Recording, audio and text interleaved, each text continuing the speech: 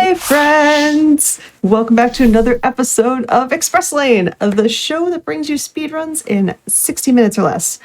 The premise is pretty simple. Like I've always said, if you got a speedrun, it doesn't matter what genre, it doesn't matter what category, as long as it takes less than 60 minutes to complete, you've got a home for it here. I'm your host, Oscar424, with occasional guest appearances from my corgis, Galahad and Freya. But before we get to our awesome show for today, I do have a quick announcement. And that is, if you're watching on YouTube, first off, hi. But yeah, if you're watching us on YouTube, be sure to press the like button on this video and just subscribe to the channel. Also, definitely go to twitch.tv/gamesdonequick if you're interested in looking at our live content. So if you like what you see on YouTube and you want to watch it when it happens, head to Twitch.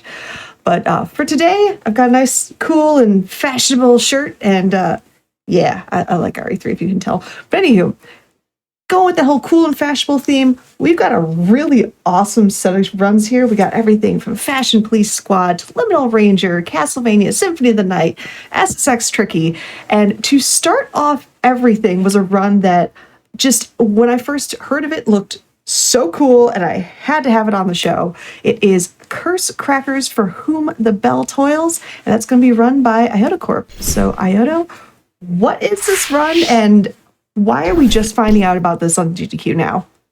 Hello. So this run we're going to be doing is what's called the Any % No Cactus run. I'll get into the details about that in a little bit, but the reason you're just finding out about this is because I just submitted it. No, but seriously, it's great to be here. I've been watching GDQ for a long time, so it is a huge dream to be able to come on and do a run for a fantastic game for a fantastic stream. Awesome. Yeah, whenever you are ready, you can introduce your commentators, and you can just hit the ground running. Alrighty. Well, first up, joining me on this run through the game is going to be a fellow speedrunner who does plenty of runs, plenty of speed runs on stream. That is going to be one Tempest Steve 1000. Would you like to say something?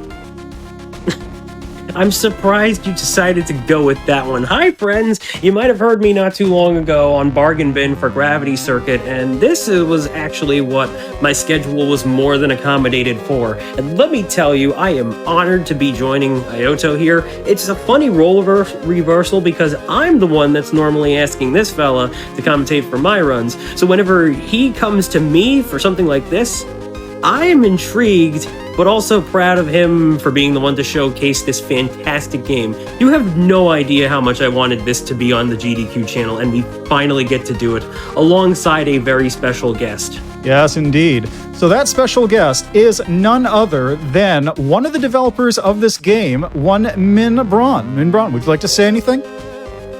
Hello there. I am the person responsible for the crimes against pixel art you are about to witness. It's beautiful. I hope you enjoy it. And also means that... Well, I didn't make the pixel art, but I like built the game, so with my team. Yeah. And it also means that if any bugs occur, I get to directly yell at him this time instead of shouting into the ether. Yeah, finally. I get to be yelled at directly. It's beautiful. It's great. Anyway, so speaking of runs, this is, as I said, the Any % No Cactus run. We have a couple varieties of runs for this game that we do. We've got any %, we've got 100%, but there's two categories that are effectively runs that you will be able to do if you are playing this game for the first time at home, which you can do right now, in fact. It's on Steam. So there's the Any % No Cactus run and the Any % Cannonless run. The Any % Cannonless run effectively is just running through all the levels in order until you get to the credits. Any % No Cactus is much faster. You'll see why as soon as we get started, but... Min Braun, would you do me the honor of counting down to start the game? The timer begins when I select my character. Do you want it from 3 or 5? Whatever is your fancy. 3, 2, 1, go! Oh, all right, so allow me to set the tone for this run. So, Curse Crackers for Whom the Belle Toils is the second game from Colorgrave, and one that shares a world with their previous title, Prodigal. The difference between the two games is that Prodigal takes on more of a Legend of Zelda Link's Awakening style approach with how its gameplay works. Here, obviously, we're dealing with a little something different in the form of a platformer, but not just it. any platformer, you're seeing Ioto utilize the movement of this acrobatic heroine by the name of Belle. And she is one of the coolest speed characters that I swear you could ever have the opportunity to play as. How she works is she's got all sorts of jumps and flips. You're seeing Ioto use the long jump, for example, and that's one of the fastest ways to cover some horizontal distance. On top of that too, though, she's also got a couple of things like high jumping, where you get a higher jump if you press down and then do the jump button. But then you also got a little buddy in the form of Chime, which is this little bell thing which kind of resembles a Chingling from Pokemon. And, well, how he works is not only does he serve as one of your methods of attacking enemies, as there's also jumping on enemies, but he also can bounce Belle in many different ways. Of course, one of the things about mastering the speedrun that can be tricky to do is getting that to work in your favor, because Chime does not have a particular screen limit. Despite this game looking like a retro title, there is really no, hardly defined screen limit, so if you throw Chime so much as the wrong way, it can take him a while to go back to you, which is why whenever you see the exclamation point, Ioto is calling him back. This is important because, well, there are also some obstacles that you might see in some levels that will require Chime's presence. Now, overall, the objective of the game is to collect these 30 Ardell roses, which the nice thing about Color Grave positioning them throughout the levels is they're pretty much along the way, they're not super hard to find. The idea behind the speedrun is we need to make use of collecting the ones that are the fastest to get. And in the any % no cactus run, this is where we get to use a nice little thing called a skip cannon.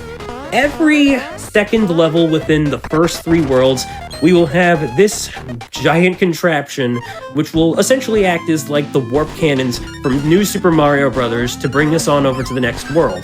The best part about them, though, we will automatically unlock the rest of the levels from the previous world. We can enter them, and we don't have to hit the exit goal from that point on.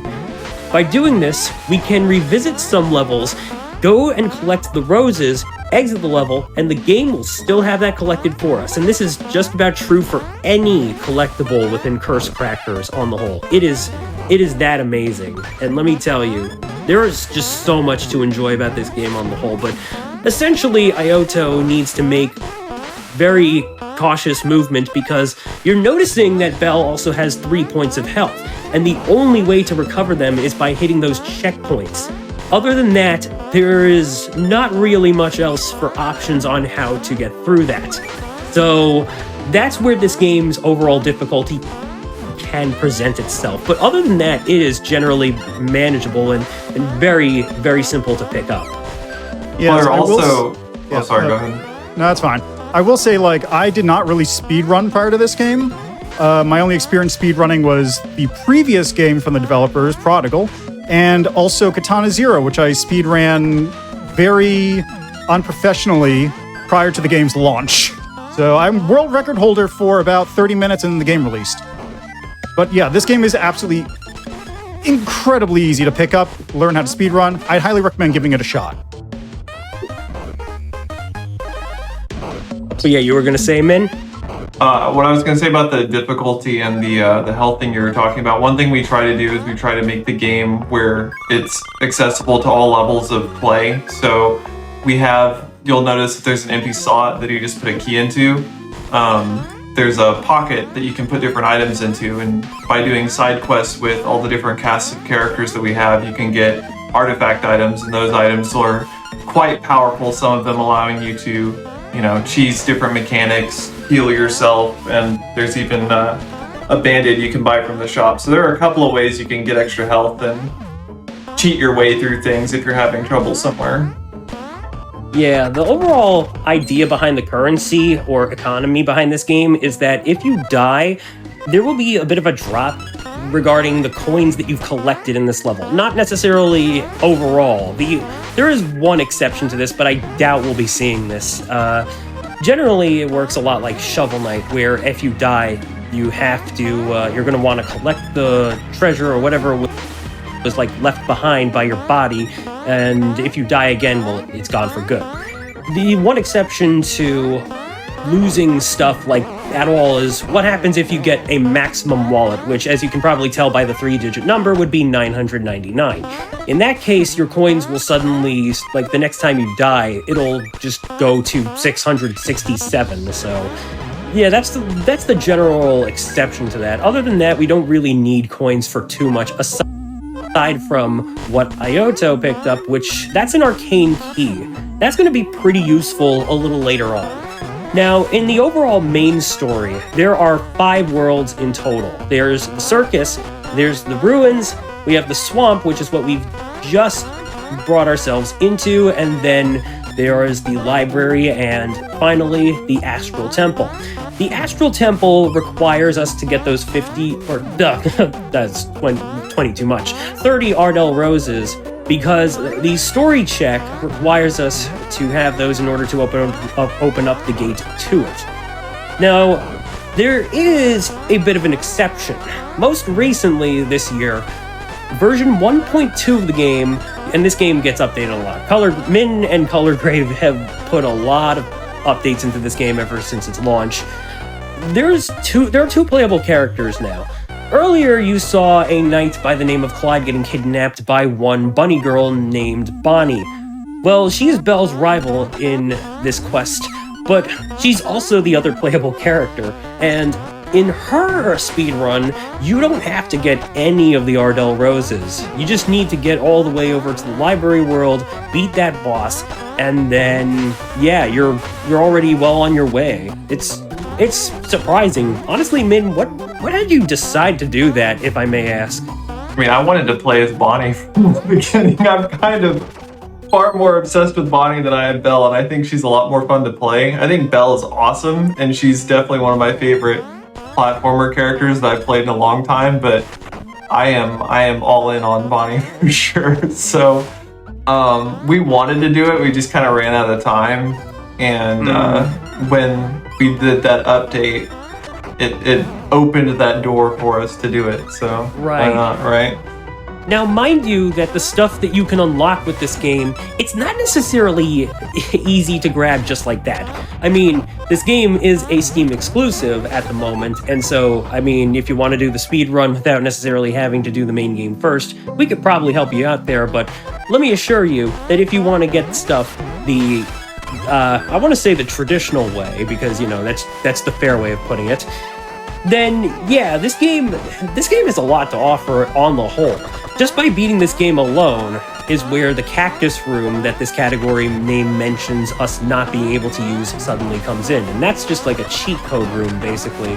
Something which can allow us to get some early relic unlocks, as, say, for the longest time, we would utilize what's called the Grave Mask, which we still do, but nowadays we also discovered that, well, I'll get to that in a little bit, because this is also kind of a subcategory that Ioto is running, if you will. Generally speaking, there's a lot of stuff that you can do, and so we decided that the more variety we can add, we'll just limit what players can do, and we'll see what we can make from there, basically. In order to play as Bonnie, though, you actually have to go through quite a bit of collective quests in order to eventually gain the access to her from the get-go. Even then, there is a relic in the game that Belle can unlock that allows her to transform into her, which, surprisingly, it wasn't originally made with that purpose. But that's a story for another time. Anyway, I'm willing to bet there's going to be a lot of times for this to show up, because you were getting a bunch of love for this game in chat. Oh, heck yeah. Okay, so we all thank you very much. appreciate it, yeah. Yeah, it is a fantastic game, and I just really want more people to check it out, because it is extremely easy to pick up for speedrunning. It's also incredibly easy to just play. It's very fun, it's very fluid, it's very fast-paced. It's got all the good letters. It very much is, and hey, you never know what we could possibly see next here. It just so happens that one of the characters who we will be saying hello to within one of the library levels is getting her own game, so that's going to be pretty fun once we eventually get around that point. Other than that, I know that the Color Grave has been working on a direct sequel to Prodigal in the form of Veritas, and if you would like to go ahead and wishlist that, the Steam page is now live, if I'm not mistaken. Isn't that right? Yeah, the Steam page is live for Veritas right now, and you can wishlist it. We put our big trailer for it on Twitter. It's pretty wild. We're very excited about that right now. And I saw in chat someone asking about console. We have a lot of interest on getting this onto Switch. We've had a lot of interest in that for a while. We don't have a specific date right now, but it's definitely something on the radar, I think is the best way to communicate that. Yeah. No, that's understandable. I always felt like you and the team would definitely do so one of these days. Like, I already imagine this being a perfect fit for the Switch, especially when considering that the Game Boy Color was especially what the art direction takes a major inspiration off of with this game, as well as Prodigal on the whole, and just about anything you guys have made so far. It's just fantastic, and really feels nostalgic, even if it's like its own experience and then some. I do gotta say though, Asuka, I feel like it would be worth letting you ask a question or two if you so choose. Oh, jeez. Well, I was curious, like, yeah. Oh, hold on. The lava is so cool. Like, what actually first caught my eye on the game was the color scheme, because I'm kind of weird like that. Like, because it's so different and unique compared to a lot of other games that I've seen. Like, what kind of got you onto this like aesthetic? Is that kind of like a game first and then make it look cool, or? The main pixel artist is Lulupa. He does all the heavy lifting on our visuals, and he is incredibly talented, and he and I are super nostalgic for our Game Boy Colors. So with both of our first games, Prodigal and this game, we put a lot of effort into making it look and feel that way, so the colors are a little more pastel-y feeling. I don't know his exact process on how he got to the final color palette for this one, but yeah, I think he does an incredible job. I couldn't do any of this stuff without him.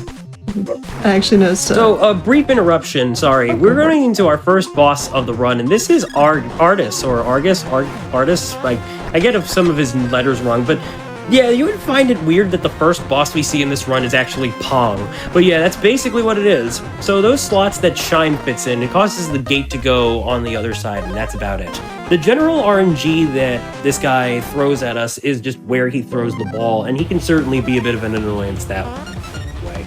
And the first person to get the 3 points is the automatic winner, which means if he gets 3 points on us, we're just better off going into that insta-death wall as it is. But yeah, we're now moving into stage 4, and there's a bit of a nice little common pattern within the level progression of each world within the game. So in stage 3 and 5, you have the level bosses, or the world bosses, the halfway boss, and then the full-on boss, kind of like Yoshi's Island, if you will. And then in the 4th stage of each world, at least the first 4, which means this would technically be the last, we've got Claire here, and is a friend of both Belle and technically Bonnie's, and so how she works is she's a fantabulous cook, one who can make these magical concoctions that can also cause Chime to do some very silly things. So basically, we have to collect this special little ingredient called spirit fruit for her to create the Phantom Plan. What this will do is it will allow Belle to turn invisible so that she jump through platforms, which is how we need to proceed in order to get to the goal. Which, by the way, it's probably one of the most situational recipes that she can make, because technically you can, at a later point, unlock the ability to get some of these recipes and use in your item slot. And trust me, the Phantom Flan is actually going to be needed to get some completion within this game. I would know. But, overall, it's just interesting to see these come into play, and yet you'd be surprised as to how not too often they all overall come into play as well. Oh, by the way, so that right there is an example of something you might want to do if the going gets a bit tough, because Ioto didn't necessarily have to exit the level, but because he did die there, it was a little bit simpler because, you know, instead of having to continue from where the checkpoint brings him back and stuff, you know, one of those split-second decisions that just in case something goes a bit awry, it's something you can at least rely on. Yeah, it's a benefit of us not yanking away collectibles and things that you accomplished in a level. I think that always feels bad as a player. And generally, with our design and how we build stuff, it's basically, does this make me or Lou mad? And if it does, then we do something different. So we look at, things that annoyed us as kids and try to do it better. Also, that was a boss. That was Beatston, the pterodactyl that took away Clyde. Normally, you're supposed to hurt him 3 times by knocking him into the spike ceiling. But yeah, there's a bit of an instant kill right there where we just knock him into the corner and then, yeah. Here's Bonnie. Oh, she actually decided to attack. Dang. Yeah. All right, well, no big deal. What Ioto's trying to do there is knock down those spikes and get her into that bit of a rhythm where you have to hit her 7 times in order to defeat her. Let's see if he can get it this time. Nicely done. Thank you. I was hoping for a 1 round, but that works too. All right. By the way, I do want to give a big shout out to a bunch of our, just our general runner community. If you would like to pick up a Colorgrave speedrun yourself, the official Colorgrave Discord server is where you will want to go, because Colorgrave is just so welcome to speedrunning that they've officially set us up with topics to discuss stuff, and it's just absolutely generous of them, and we're ever the more grateful for it. And we have a wonderful number of runners. Actually present watching right now is Druidvorce, one of the top Belle players, and let me tell you, that man is literally Tass in human form. You owe it to yourself to see a Druidvorce run. You have no idea how good it can get, but this, he puts a lot of effort into Belle, and just seeing how fast she can go and right now he's actually trying to optimize the 100% category, which is indeed the longest category this game has to offer. Unfortunately, one that would never work as far as we can tell within Express Lane's qualifications. There's plenty of other shows, don't worry. We'd love to have you back. I guess, yeah, I guess we'll just have to contact Shasta for Do All the Things in this case, because I think that would be a perfect fit. All right, so we're now fighting Tidra, and this is a character you would normally encounter within some of the stages. We obviously skipped stage 3 in the circus, so we didn't get to see her for the first time. She's a sassy Cyclops child that gets in our way. Ever since we defeated Bonnie, she suddenly got kidnapped by her and her heartbeat compatriot Lear. And so now what she's trying to do is essentially the equivalent of the shuffling Magic Hats Yu-Gi-Oh card trick, and you have to hit the right box in order to get her 3 times. Fail and she will reshuffle herself, but you do take a point of damage, so it's not that punishing of a fight. Oh, hi Shasta. Good to see you watching this. Anyway, yeah, so that was a good fight right now, and believe it or not, we are definitely nearing some of the final levels of the game.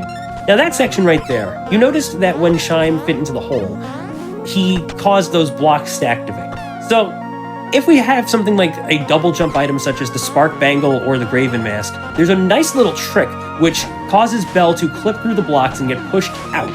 Of course, it's not necessary, but it's just a fun little thing, because normally anything that crushes her will cause her to insta-die, so it's definitely something that when I found that myself, I was like, ooh, that's spicy, and something I just love to do for swag. But yeah, other than that, yeah. How do you think that even got in there anyway, man? Sorry, can you say that one more time? The little clip trick. The clip trick? Within this level, causing the chime blocks to push Belle to the side instead of killing her. Oh, it's because of the nudge that's used to make sure that you don't flip into walls or do something silly. So it's an application of that, of the game working as intended, but because those aren't crushing you, technically, they're not in your core. Ooh. That was unfortunate. Yeah. You got this though, man, I believe. Yeah. So this is Lear. She is easily one of the most beefiest bosses within the game, and as compared to, say, how most bosses take 3 hits to die, or in some cases 7 like Bonnie, Lear is 20 hits. And the way she works is she has a bit of RNG as to what moves she can choose, but there she goes down. Nice. She has that charge attack, which we do not want to see because that causes her to be invulnerable, at least for most of the attack.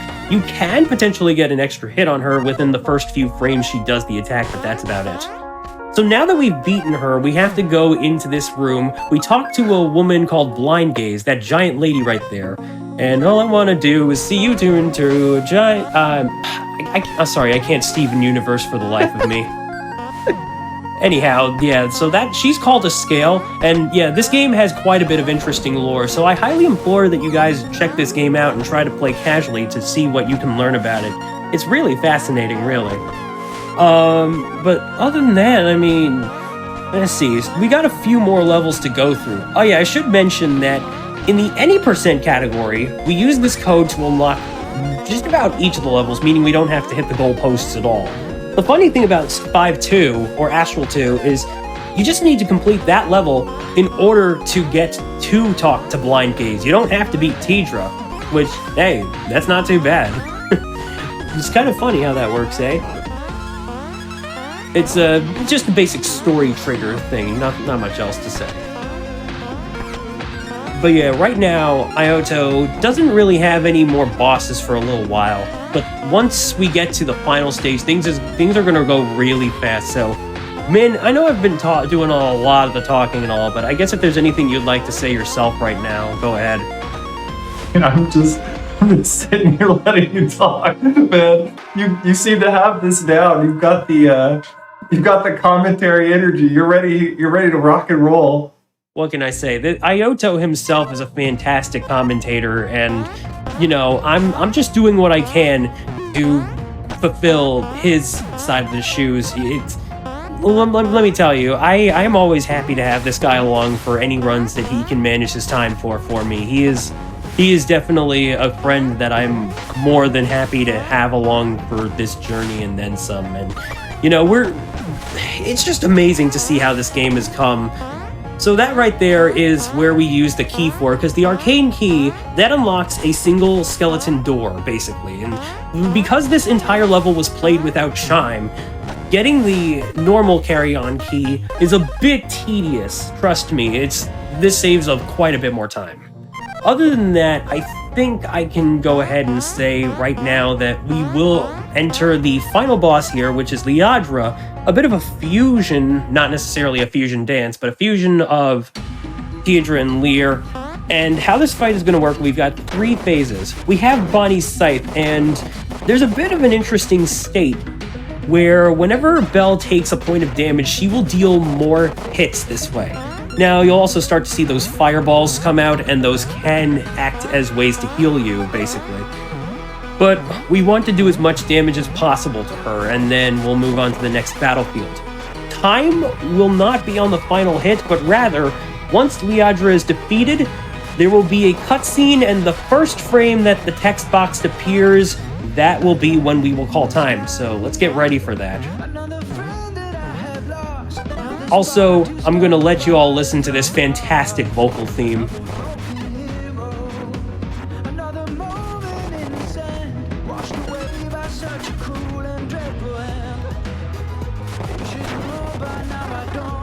Time is coming up now.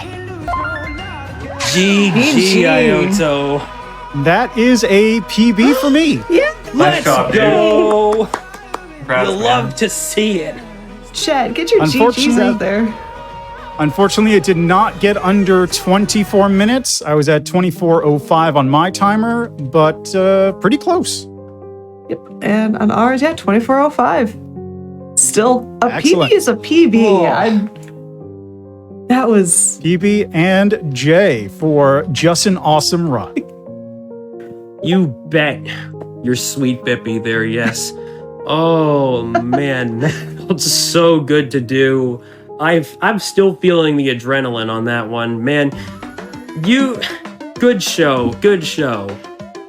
I just watching the movement tech was mesmerizing. It was absolutely amazing to watch. I'm so glad you submitted this. This was fantastic. Yeah, like I said before. Plenty more to showcase too, but yeah, Ioto.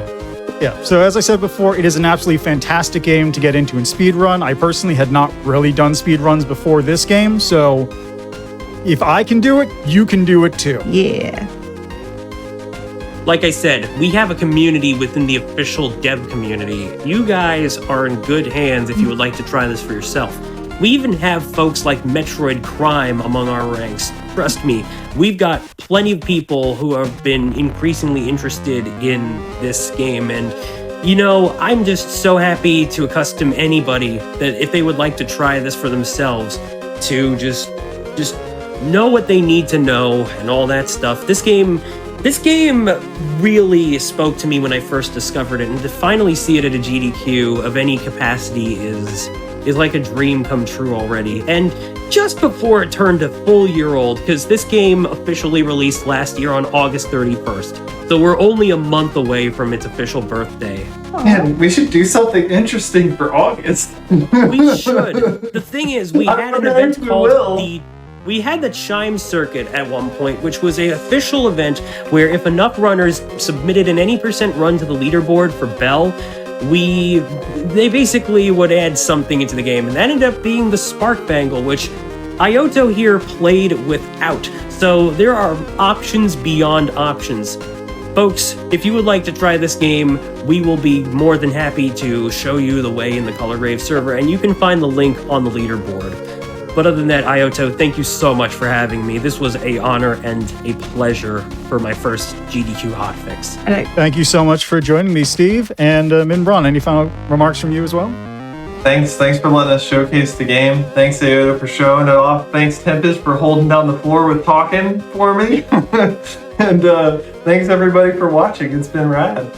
And man, one of these days we're gonna have you answer more questions. Trust me, it's an honor to have someone from Colorgrave with us for the first time, no less, in a speedrun. So believe me, I wish I could have had you say more if I had, if only. And then if you have Twitch channels, where can they find you to follow and observe some more awesomeness? Yes. Right. Well, I am available on twitch.tv/IotoCorp. I also have social medias on basically everything with IotoCorp. I have a website, social.iotocorp.com, which has all of them. I have so many, it's hard to keep track, honestly. It's a problem. And Tempest, I do have Tempest Mask 1000 as my Twitch channel, as well as any runs that I post on my YouTube under the same name in case I don't find the time to stream, because I am a bit of a busy person when it comes to trying to juggle all sorts of real life stuff and time that I terribly manage. But I also try to post on my Twitter whenever I do have plans on streaming. But if you all just want to say hi, I appreciate the company. No subscriptions or followage ever needed. Your presence is more than enough for me. And Min, where can these wonderful people find you? Don't find me, find Colorgrave. We have a Twitter that we post all of our stuff on, and we stream on Twitch under the username Colorgrave. So we'd love for you to check out our stuff. We love what we do, and we love sharing it with people. So thanks. Honestly, thank you three. That was absolutely amazing. Chat, give some love one more time for Ioto, Tempest, and Min. Before we go to break, I just want to remind everybody that your subs, your Prime Gaming subs, gift subs, and bits cheered on the GDQ Twitch channel will actually help support Games Done Quick Hotfix. So please consider subscribing if you enjoy the daily speedrunning content and seeing amazing hidden gems like Curse Crackers. But with that, take a quick break to do a nice big stretch, and we'll be back for some SSX Tricky. Stay tuned.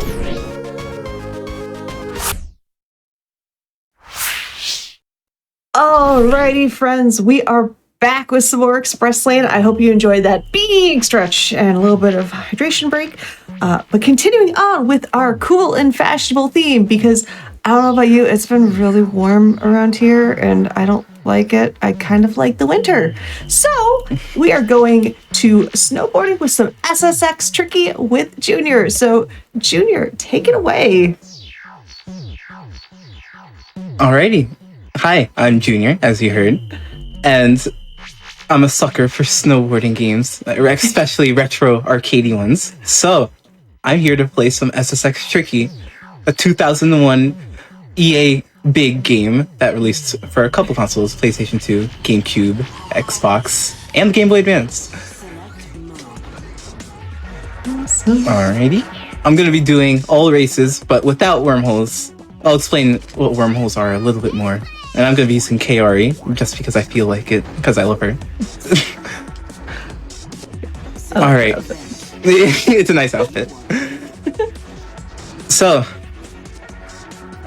all I have to do is all of the tracks in whatever order. So I'm going to just do it from hardest, for me personally, to easiest. With that said, I'll give a countdown. 3, 2, 1, begin. Good luck. Thank you. So what is SSX Tricky? It's the sequel to SSX 2000, which I'll call OG if I reference it from here on. It was released a year apart and takes a lot from it, and is largely like the same game, but also with a lot of updated features and added tracks, characters, and whatnot. So what you're gonna see me try and do here on Alaska, which is the hardest and the longest track, which is why I start with it, is I'm going to be doing a lot of tweak cancels, which is like that, where I do a trick, and then I tweak it immediately, only press like the tweak button for like a couple frames, and then drop it, and then it keeps giving me boosts, and I'll do that so that I can have full boost as much as I can. Alright, I'm gonna be quiet a little bit here because this route's pretty hard.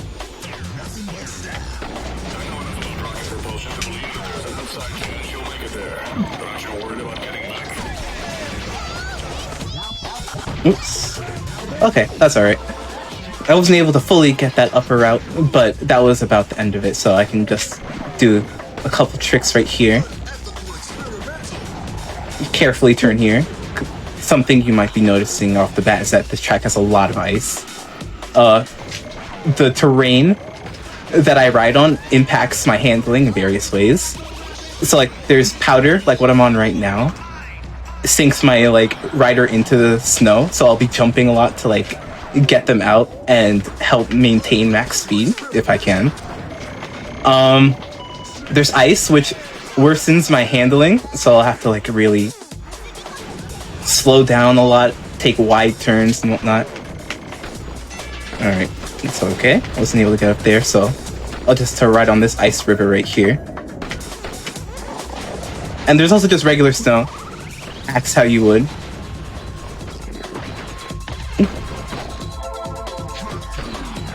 So, Alright. for those that might not know, like the SSX series, is the point of the game to like finish first or get the high score or combination thereof? Depends on which mode you're on. There is a mode, the race mode that I'm doing, that is about getting first, as you can see the top left.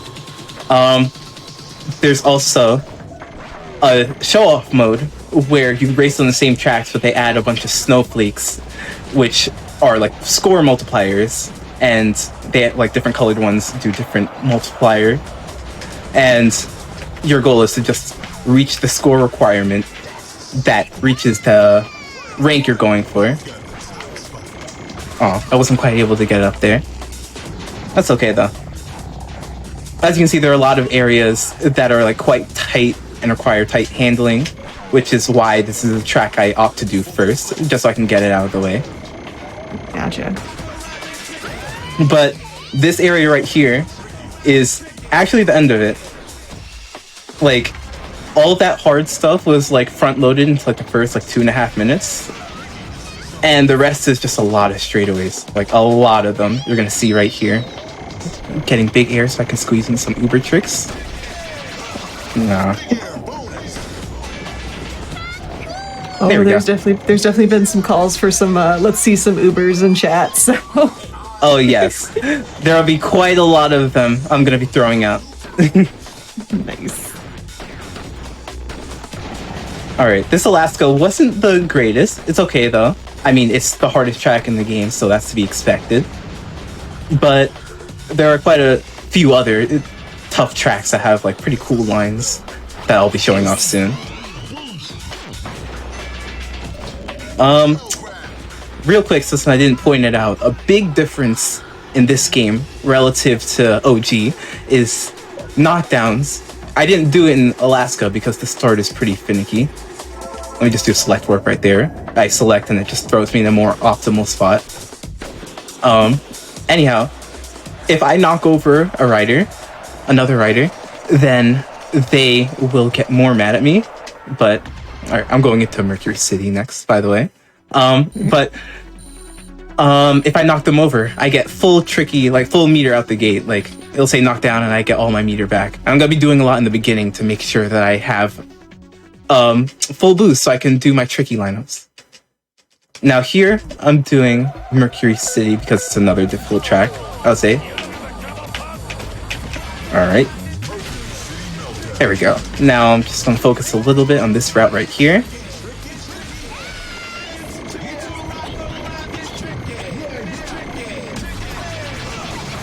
Luther got in the way. That's so good. Oh, rude. We'll have to make do. Luther is my favorite character to hate because of things like this. Alright. I'm glad you didn't say Brody, because there's definitely at least one Brody fan in chat. I'm a Brody fan, shoot. I couldn't hate that guy. He's too nice. Nice. Alright. So in situations like this, I ought to use some backup letter, like Uber tricks. Normally I'd have full tricky by now, but I'm just going to like purposely use some jumps like this to squeeze out some extra letters. And there we go. And what do those letters do? Well, if you can hear Rozelle, the announcer, speaking right behind me, like over, like whenever I do any tricks and whatnot, when I get full tricky, then I get infinite boost for the rest of the level. Infinite red boost. So generally the strat is to get... Oh, this is okay. I'm getting bumped around, but there's a warp right here, so I don't have to worry. But the strat is to get all the letters as fast as you can, just so you can have red boost, and then hold the straightest lines till the end of the track. Alright, I'm gonna focus a bit here.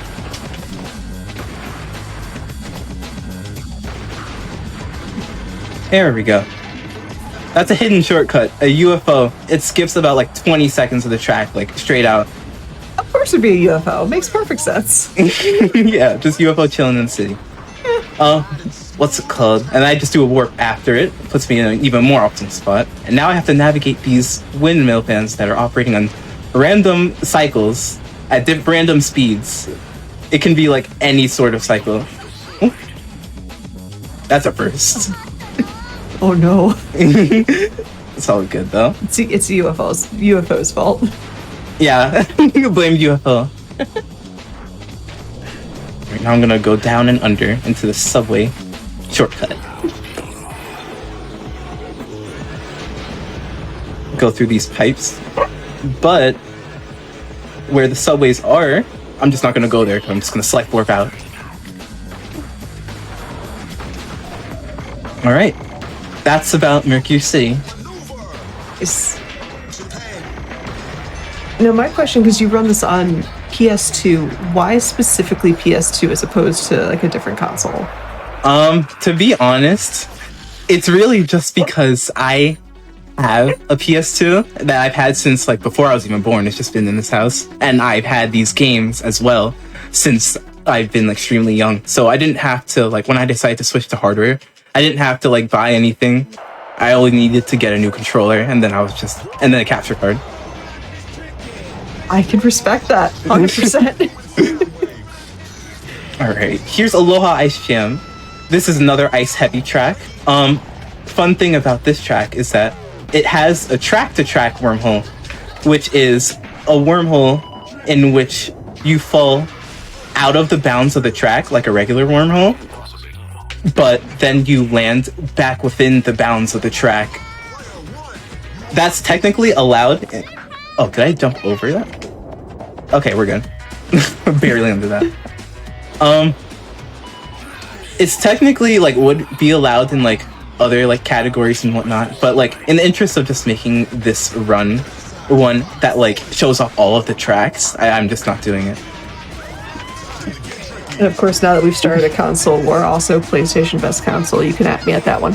Someone actually did bring up, for someone that's not accustomed to this game, like what, just asking for an explanation of those wormholes. So perfect. Oh, okay. Timing. Yeah. Generally, that's how they work. You fall out of the bounds of the track. I didn't land inside the pipes as you saw before, so I'm taking a much slower lower path. But yeah, you generally like land outside the bounds, or like jump outside the bounds of the track rather, and okay, and then you just keep falling until you select warp out, and then you're just suddenly much further ahead in the track, sometimes at the very ends. Oh, wow. So that's usually in SSX Tricky and SSX 3, that's like a category called no restrictions. Whereas like playing it as I am now is called no wormhole. That makes sense. Alright, next is Tokyo Megaplex. I didn't get to explain it during Aloha Ice Jam, but there are some tracks in which it's not very optimal to get all the tricky letters and get infinite boosts.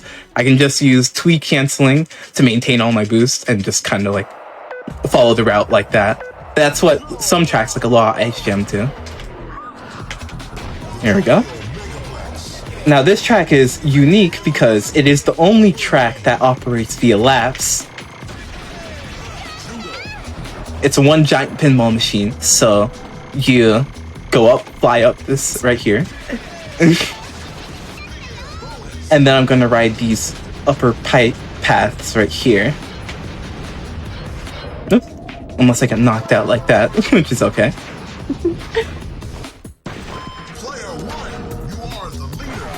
Yeah, this track has a lot of things like fans, bumpers that you can hit. Normally you would be avoiding these, which I'll likely be able to show off on like laps 2 and 3.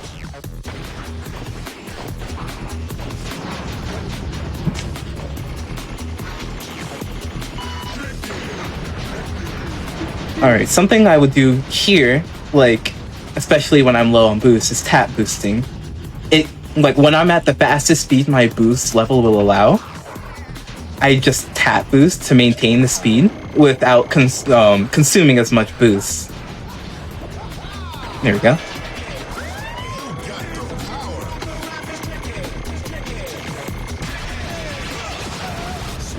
Now, when it comes to the different like riders, do the different riders have like different stats, or you just kind of like choose whichever one you like the best and roll with it? Let's see. So technically, all the riders have their own rider-specific stats, and some boards might accentuate or like diminish other stats. Mac and Kaori are about equal in the sense that they have like really good acceleration, which is a hidden stat that you don't see.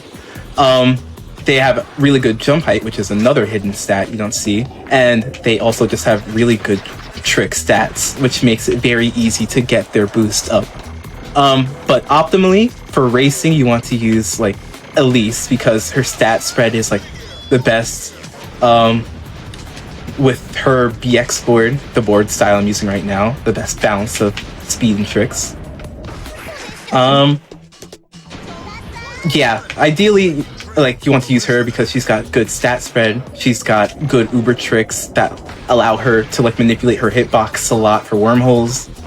She's just very good all around. But Mac can carry with Alpine boards, although I'm using a BX board because it's RTA. Mac can carry with Alpine boards, and Brody, who uses Alpine boards, those are like other good racing characters. And Mac is the best for show off the trick category because he's just got the best overall setup of uber tricks plus stat spread, all that. Sure. All right, next is Mesa Blanca. I'm using a slightly easier RTA friendly set of lines because it's just a little like the IL strats for Mesa Blanca can be incredibly difficult, and this isn't much slower at all. So since I failed the knockdown, I just use a tweak cancel and some flips instead. As you can see, this is the Wild West aesthetic track. There's lots of trees and lots of rocks that you have to squeeze in between. Oh, so if you hit one of those trees, you smack into that tree, don't you? Yup. Oftentimes, you'll just bonk and then, like, run will die. Oh, no. So you have to be very careful of them. So I'm going to be taking this rail, which leads into a mine shortcut. And then I'm going to warp out of here.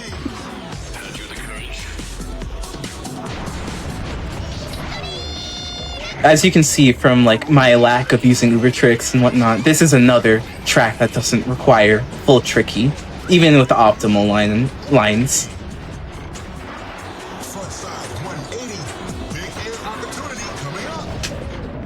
Now, I have to ask a question. So I've always been fascinated by people that usually either stick to snowboarding games or stick to skateboarding games, and like nowhere in the middle the two shall meet. Are you one of those people that just prefers snowboarding games, or do you play both? I have played both, and I think both are fun. Like, I love Tony Hawk games. But when it comes to what I want to speedrun, this game series has always just had my heart, so to speak. It's something that I've played for like longer than I can really remember, and like only within like the last like year and change have I really started to like take it more seriously. And it's just been like some of the most fun I've ever had taking any game competitively. So just click with me, so to speak. Hey, everyone has that game, so yeah, I would say for me it's a series. It's this series because I run OG, I run Tricky. I've been learning SSX 3 recently, and I'm trying to get as good as I can at all of them because they're just all a lot of fun in completely different ways to me. Oh wow. Let's see. There was a question in chat. Are there any major crashes in this game that you have to avoid? Not really. Nothing like super dire that can happen in any like old run. I have had like times where I've like broken the game so much that like no audio was playing at all, and that would only be solved by like powering down the console. But on average, like the game itself might jank you, but it won't like take the console down for any reason. Alright, I didn't explain it, but this is Elysium Alps. This is the French mountain themed track. It's the second longest track in the game after Alaska, but it's fortunately a lot easier since this is meant to be a track to easy win still. Which is why it's so far in like the back, or the end of the run. Gotcha. It's also one of my favorites. Like, the OG version of this track, anyone who's seen my streams knows that I spent like almost a full college semester just on that one track, just grinding it out, and like going back and forth with Kelly Cat, shout out to him, probably the overall best SSX player. We had some times where we would like, especially on the Elysium Alps and OG, just like trade records back and forth and whatnot. It was a lot of fun. Now, with a game that's been out for a while, I mean, like how optimized would you say this run is? Are you still like tweaking and perfecting things here and there? Okay, so oh boy. If you ask me like the main category of like all races, which is just no restrictions, uses wormholes and all, that is very, very optimized. That's been played for years, and like the time is in like 16-minute category because that's how much wormholes will save you. This category, all races no wormholes, is one I kind of came up with myself, and like Kella and I have been like doing some runs of it. Like he's been doing on like emulator, and like me on console, but we've both been like kind of going at it enough that it's starting to get a little bit more optimized. I wouldn't say it's like anywhere near dead or anything, but like the times are starting to get tight where it's starting to be like your times in the ILs, the individual levels, are starting to matter more, so to speak. Oh wow. And what's it like to be like actively being one of the ones that's optimizing like a run compared to like just learning a run from insert like YouTube video here? It's a very different feeling, but it's a lot of fun. I mainly felt it a lot with when I was optimizing OG and like learning a lot. Oh, 3 minutes. That's a really strong time. Nice. Heck yeah. All right. Let me real quick just explain. Snow Dream, the second track in the game. It was the first in OG. It's been refashioned dramatically and is a lot more wide open.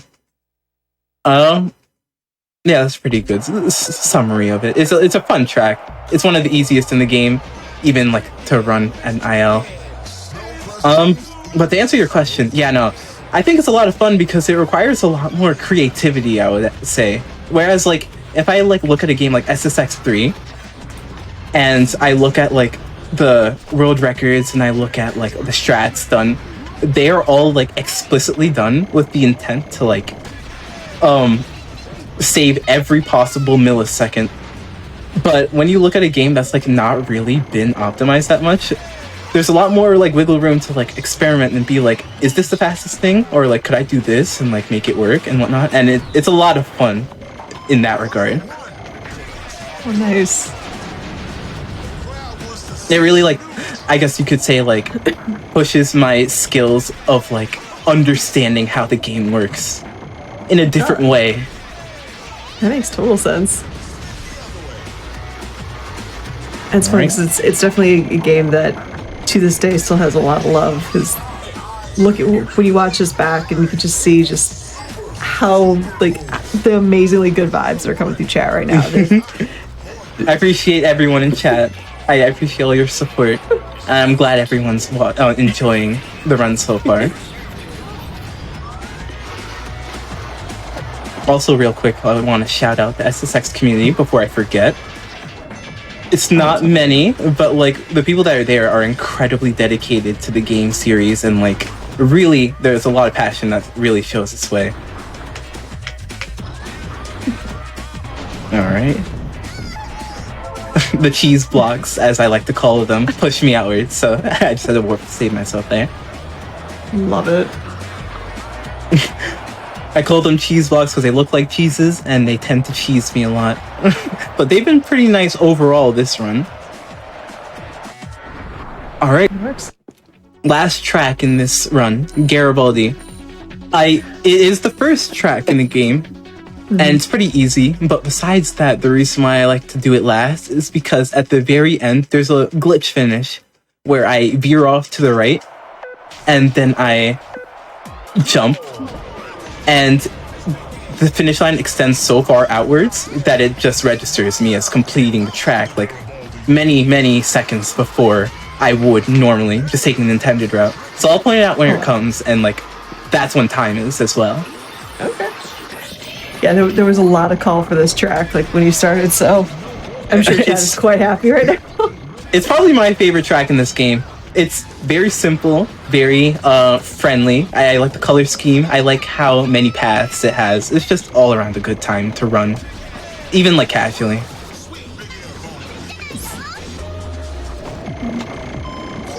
Alrighty.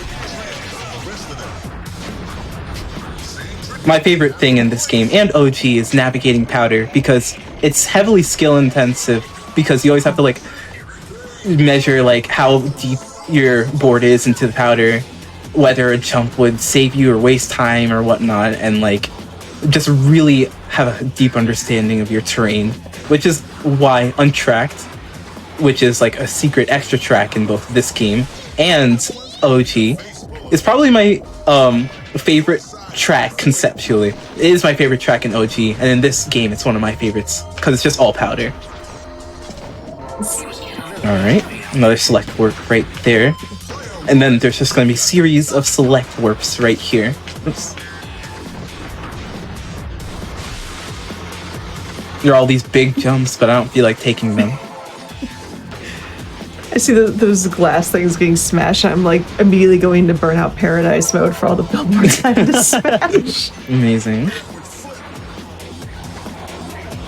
Alright, instead of taking the path to the left, I'm just gonna veer off here. But this isn't the end. Oh, I didn't get the right select warp. That's okay. It would just send me down here, but I just warped a little too early. Alright, now it's coming up. I'm gonna turn right here, and then I'm gonna jump, and then that's time. Alright. And time. Oh, wow, that is a difference. Yeah, and it cuts off having to go around the entire end of the track. Well played, you got first. But yeah, You found that that's SSX Tricky. All races without wormholes or anything like that. Oh, wow, that was awesome. And that was a final time of 24 minutes and 45 seconds. That was awesome. Okay, I got 24. I'm happy with that. Yay! Well, Chat, get your GGs out for Junior. Junior, if you want people to check you out, where can they find you? Well, I stream at twitch.tv/junior_SM. I'm usually playing one of the 3 original SSX games, SSX OG, SSX 2000, SSX Tricky, or SSX 3. I'm usually learning them. If I'm already like at a good level, like I am with like SSX OG, maybe I'll be doing like world record attempts or whatnot, and generally just continuing to like grow and do what I can to like grow as a player and whatnot. I'll shout out you, Asuka, for having me on. Yeah. I appreciate that. Like I said, this is one of those games I've always loved watching ever since I was a little kid. So, it's like, yeah, it's a lot of fun to play. It's fun to watch, fun to play. It's just good vibes all around. It never, like, I never feel worse after playing. Agreed. We got a comment of clearly a master, which, yes, you've definitely shown yourself to be quite a master at this game, for sure. But yeah, and then you mentioned the SSX Tricky speedrunning community. Is there a Discord to check out? I believe the SSX Tricky speedrun.com page should have a link to the SSX Discord. Awesome. Each of the games should. I know for sure SSX 3 does, if I'm misremembering though. But it's all the same community Discord, and there are a bunch of people there, like I said, dedicated to either modding or just playing casually or playing competitively or doing show off. So whatever you like about SSX, if you're interested in playing or interested in just talking to people who like to play, then that is definitely the spot to go. Awesome. So yeah, thank you again so much, Junior, for showing off such an amazing game with SSX Tricky. Chat, stick around or get a quick snack, get a quick bite to eat. I'm gonna go refill my water, and coming up next, we are gonna have Dragon Blitz showing off some new tech, maybe, with Castlevania Symphony of the Night. Stay tuned, everybody. We'll be right back.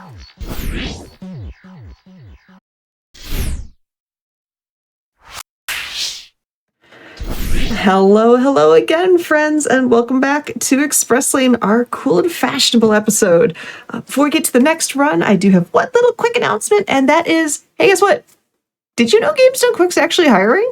If you have experience in social media creation and you want to help out at our live events, please definitely head over to gamesdonequick.com/jobs to apply. I know the social media team would love to hear from you. But right now, we are just going to jump right into our next run, which is a game that I think a few people have heard of, by a runner that a few people have heard of. A certain Dragon Blitz is here with Castlevania Symphony of the Night with, have I heard this correctly, with new tech that was just discovered? Yes, we are running a modified version of the any % no save corruption route.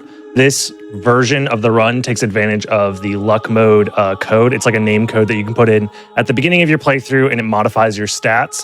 The most important thing about those stats is that your stats are actually worse overall, which gives you access to a few damage boosts that end up saving a lot of time later. I'll explain those as we get into it. But before any of that can start, we're doing a very new strategy, which is technically a form of RNG manipulation. So what I'm going to be doing here is I'm actually not starting the game. I'm modifying one of my save files that I already have here, and I'm just modifying the name. I'm renaming it to the letter A because it's fast. By doing so, the game is holding on to actually the current major RNG value from that save file, and I can take that RNG value into the next playthrough that I'm starting up right here. This basically gives me the potential for better cycles on certain enemy patterns, but it guarantees the best possible spawn location for Dracula at the very start of the prologue, which ends up saving about, I think it's like half a second. So, you know, guaranteeing a half a second time save is quite nice. And I'm ready to get started on that countdown in 3, 2, 1, go. So at the very beginning of this run, the major differences is just that I'm attempting to go as fast as possible. Before the old route, you didn't need to go as fast as like actually possible because time save was dependent on a global cycle that wasn't possible to be broken until very recently. If I get the worst possible cycle here on this, okay, I have to reset. Yep. So this is the one downside to this new type of strategy is that it is much more luck dependent now. I'm basically forcing myself to go in with the bare minimum as far as like time save goes. Okay, let's go ahead and restart in 3, 2, 1, go. Hopefully we get the a good cycle, a good prologue fight here soon. But essentially, the best possible case scenario here, I'm hoping for what is known as a damage stack. Essentially, it is a glitch that stacks the damage of both the Hydrostorm and the Holy Water on top of each other in a way that it does a massive amount of damage. We just got it right there. It's much faster than the alternative. If we don't get those damage stacks, it's kind of impossible to make the cycle that I'm going for later in the run, and I do have to reset there, unfortunately. I need to get 2 out of 3 damage stacks. Each damage stack has about a 50% chance of working. Best case scenario is you get all 3, which is about a 1 in 8 chance. And I'm going to go ahead and start over in 3, 2, 1, go. So this run is much more luck dependent to get started, but once we get started, the rest of the run should be easier. There's one more major luck dependent roadblock that I'll discuss once we get there. It's about 3 minutes into the run proper. Doing a little bit of a timing setup to time my holy water throw as soon as Dracula becomes vulnerable. This just maximizes the amount of time that the damage stack is active, therefore killing him as fast as possible. And the reason we need this like major amounts of time save, unfortunate. Hopefully we get it in the next couple. It's about a 1 in 4 chance to get a serviceable damage stack, so we're getting a little unlucky here. Oops, gotta type the name in properly. All right, starting again in 3, 2, 1, go. So yeah, once we get past this part, it should be pretty much guaranteed to show off the new strats. The major reason why this is so difficult now is previously in old runs, this was never really necessary because the time save in the beginning parts of the run didn't matter. We were locked by a global cycle known as the clock rush. There is a room, the central clock room of the game, where you cannot make progress. Okay, this should be doable. Yeah. Oh, wow. Unfortunately got a jump there that loses about 2 seconds, but this should be possible, just barely. I have to play very, very well. So essentially, I only have a certain amount of time to work with at the beginning part of this run to make this global cycle. This is the major reason why luck mode saves time, is because if you take advantage of what is known as a big toss, early on, it pushes you through rooms very, very quickly. It's a type of damage boost that is intentionally programmed into the game anytime you take more than half of your total HP in a single hit, which I'll be showcasing right here by taking off my armor to take more damage. This flings me across the room. I'm going to be doing this one more time. These 2 damage boosts that I'm doing here early on saves about 15 seconds in movement. This 15 seconds is just enough time to get through the first 8 minutes of the run fast enough that it actually saves an entire cycle over the previous run that was blocked by this certain clock room that I'll show off once we get there. For now, I have to do a lot of precise movement and platforming to make sure I don't lose any more time to make sure that the cycle is still possible. There are two different ways to take advantage of this cycle. There's one where if you're on really great pace, you can gain some additional time save by losing time early on to save time later by grabbing an additional item. I'll showcase that potentially depending on how much time I take in these first couple of rooms. I do have a timer going on my end as well so that I know exactly what pace I'm on. It's an auto splitter that keeps track of everything for me, which is very, very convenient. But yeah, we're coming up on the next like RNG check of the run, which is essentially if you get critical hits, I have to make sure to dodge those. If I get poisoned by those spittle bones, it's run over because it ruins your stats when you're poisoned. And this next boss fight is very particular. You want to kill both of the two enemies, Slogger and Gaibon, on the same exact frame. This gives you a different amount of experience compared to if you killed them separately. And you want to kill them on the same frame because the experience value that you get when killing them on the same frame is preferable. However, if I get critical hits like that, it makes the double kill impossible. So because of that, I'm going to be gaining 3 extra level up animations over the course of this run, which costs about 6 seconds, which means the cycle is looking a little bit rough. It might barely be possible if I play very, very well. And I will have, that's one of the extra level ups right there. I will have to showcase a different strategy potentially that still saves more time over the old route, but is not as good.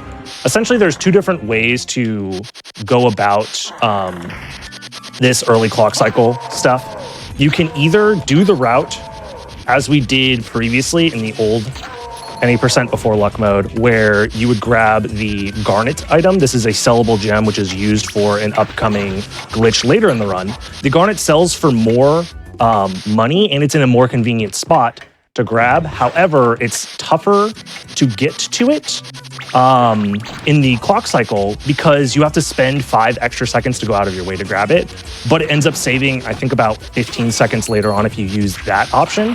However, if you can't make the clock cycle, you can opt to skip the 5-second garnet detour and instead pick up a different sellable in Onyx later on that is about a 15-second detour instead. But essentially, the whole reason why we're calculating all this time early on in the run is because the room where Maria was, where that cutscene was with Maria earlier on, I should have made a bit bigger note of it before, but essentially there is a room where there is a statue that blocks the player's path every other minute. On even-numbered minutes, the statue is out of your way and you're allowed to move past it. On odd-numbered minutes, it's in your way. So essentially, the previous route could never get there faster than a cycle that was about under 8 minutes. So if you get there in under 8 minutes, you're blocked by the 7-minute odd cycle. However, by trying to save more time, the way that we're doing now with luck mode with those 2 major big tosses early on to save that extra time, it just barely becomes possible to make the tail end of the 6-minute cycle. So if I'm here for too long and it bleeds over into the 7-minute cycle, the statue will block my path and I'll lose a lot of time. It essentially is a full minute of time loss now, where before that 1 minute was impossible to save time because this cycle wasn't achievable until recent developments. One of the main reasons also why we're going all the way out of our way to the outer wall in the first place is because we can't actually get up to where the statue is blocking until we can gain extra height. And we're going all the way over here to get the wolf relic, which is right there. That allows us to gain the height needed to get past the statue. I was mentioning before we went live, just it's fascinating that a game that came out in '97 today is having new tech found. It's, I mean, how did someone find this? So it was theorized for a very, very, very long time that this cycle was beatable. It's just that nobody was really good enough and no one was really exploring new options for time save early on. Here's where I would grab that garnet, but I do not have enough time to grab the garnet. And I just barely have enough time to make this cycle if I play incredibly well.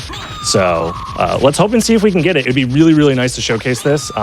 This is a cycle that I often reset on in my stream attempts for world record because it's an incredibly tight cycle. You have to play extremely well for 7 minutes straight.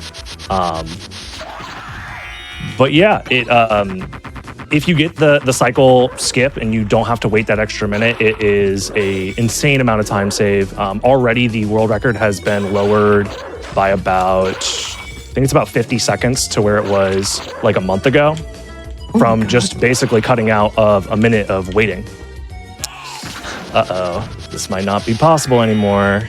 Yeah, I think we might not be seeing the sub 7 here. Off by a few seconds. Yep. So we get to showcase what the run used to look like. Hey! This is why that cycle skip is so important, because this statue right here, we cannot get past it until the in-game timer is on an even numbered minute. And if I had gone just a little bit faster, if we didn't get the critical hits on the Sagar and Gaibon boss in particular, it would have been much less difficult. But critical hits happen just completely randomly. It's outside of the player's control. I was talking a little bit earlier about RNG manipulation, and a lot of people ask like, oh, can you manipulate the critical hit rates? Can you manipulate rare item drops, stuff like that? Essentially, there are two different RNG values in this game. They are lovingly called good RNG and evil RNG. The good RNG is the type of RNG that can be manipulated by player actions and like a couple of other things that the player can reasonably control. And then evil RNG is stuff that like oscillates every frame based off of stuff that is completely outside of the player's control. So things like critical hits and item drops are based off of the evil RNG cycle. So from here, I'll showcase, imagine I didn't waste an entire minute waiting for that statue to move. This is what the run would look like. I didn't see any of that. Yes. Chat, nobody saw that. Yeah, that's just a pure 1 minute of time loss. And this is not what the old run used to do. Because we didn't have to worry about the first 8 minutes of our run losing time, there was no time loss possible, because making the 8-minute cycle was incredibly trivial, especially at a high level. We never had to go out of our way to grab that Onyx item that I went out of my way to grab there behind that breakable wall. And that detour costs about 15 seconds.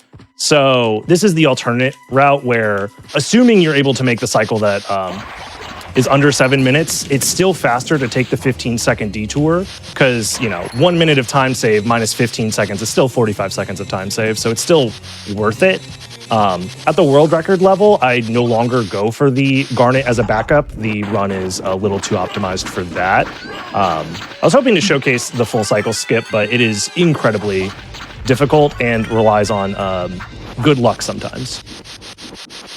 From here, the run is very, very similar to the old route. The only difference is we started with a lot less stats overall. Our stats are a lot lower, specifically our HP, our strength, and our magic. Those are the three stats that matter primarily. We did start with very powerful gear, and we did the big toss to skip past death, so we got to keep all of our powerful starting gear. So it mitigates a lot of the strength loss. However, HP and magic are still an issue. HP is a resource in this game where you can die now, but the previous route, it was near impossible to die. You could take like dozens and dozens of hits and it didn't matter. Here, we're running with basically no armor to ensure that we can get damage boosted in particular ways. But if we get unlucky with certain patterns, some damage boosts are very, very difficult to deal with and can lead to death. This right here is the shop glitch. This is the reason why you pick up a sellable gem in the first place. I'm doing an underflow glitch by equipping the Onyx, in this case, right before I sell it, by taking advantage of the fact that the fairy talking during a cutscene causes the player to be able to open up the equipment menu when you're not normally supposed to be able to do that while talking to the librarian. So we're able to sell the librarian a bunch of stuff that we're not normally supposed to sell him, and we can buy some of the most overpowered gear in the game. We have Buffalo Stars, which are like ninja throwing stars that are very powerful. We have the Mana Prism, which is a potion that refills our magic all the way to full. And we have the Duplicator, which gives us infinite usage of those two items. Now, is there a difference? Oh, sorry. Oh, I was just going to say real quick, if I get bad RNG in this room, this might be very tricky. Okay, we got good RNG. Perfect. That is the damage boost you want to see. That's like the last spot where having the lower base HP actually matters. From here on out, it's actually a detriment because we're more at risk of dying. Thankfully, the fairy does heal us, so we can do, I think, one more damage boost that's considered safe. But from here on out, if we take any additional damage, it's a lot scarier. And the fun tricks do not stop, because now that we have the Soul of Bat, we can start wing smashing, which is the primary form of movement for the rest of the game. It's very, very fast. And we're going to be taking advantage of that, as well as a out-of-bounds floor clip that requires very precise inputs. It's essentially triple frame perfect, and I'm using the map to help confirm the frames that I need. So getting under the floor second try is definitely not bad. Here, this is a place where the lower MP value actually does matter, because the lower base MP value means that I have less MP in my completed magic bar at the top, and the Mana Prism refills my magic to full. However, I don't want to stop to refill, because you can only refill your mana while you're in Alucard form. I want to be in bat form as much as possible, but every time you see me flying with the trails behind me doing a wing smash, it costs 8 MP, and I have to do that spell about once every second. So I'm losing about 8 MP per second in this form while flying this quickly. So I have to find like times to stop and refill my magic. Before, it was a lot more lenient where you needed to refill your magic because you just had more of it. Each MP bar was more effective. Now we have even less MP to work with, so we have to be much more careful with where we decide to stop and refill our magic. Like right here is a place that we wouldn't refill our magic in the previous run, but here we have to, because we wouldn't have enough magic to make it through this entire section.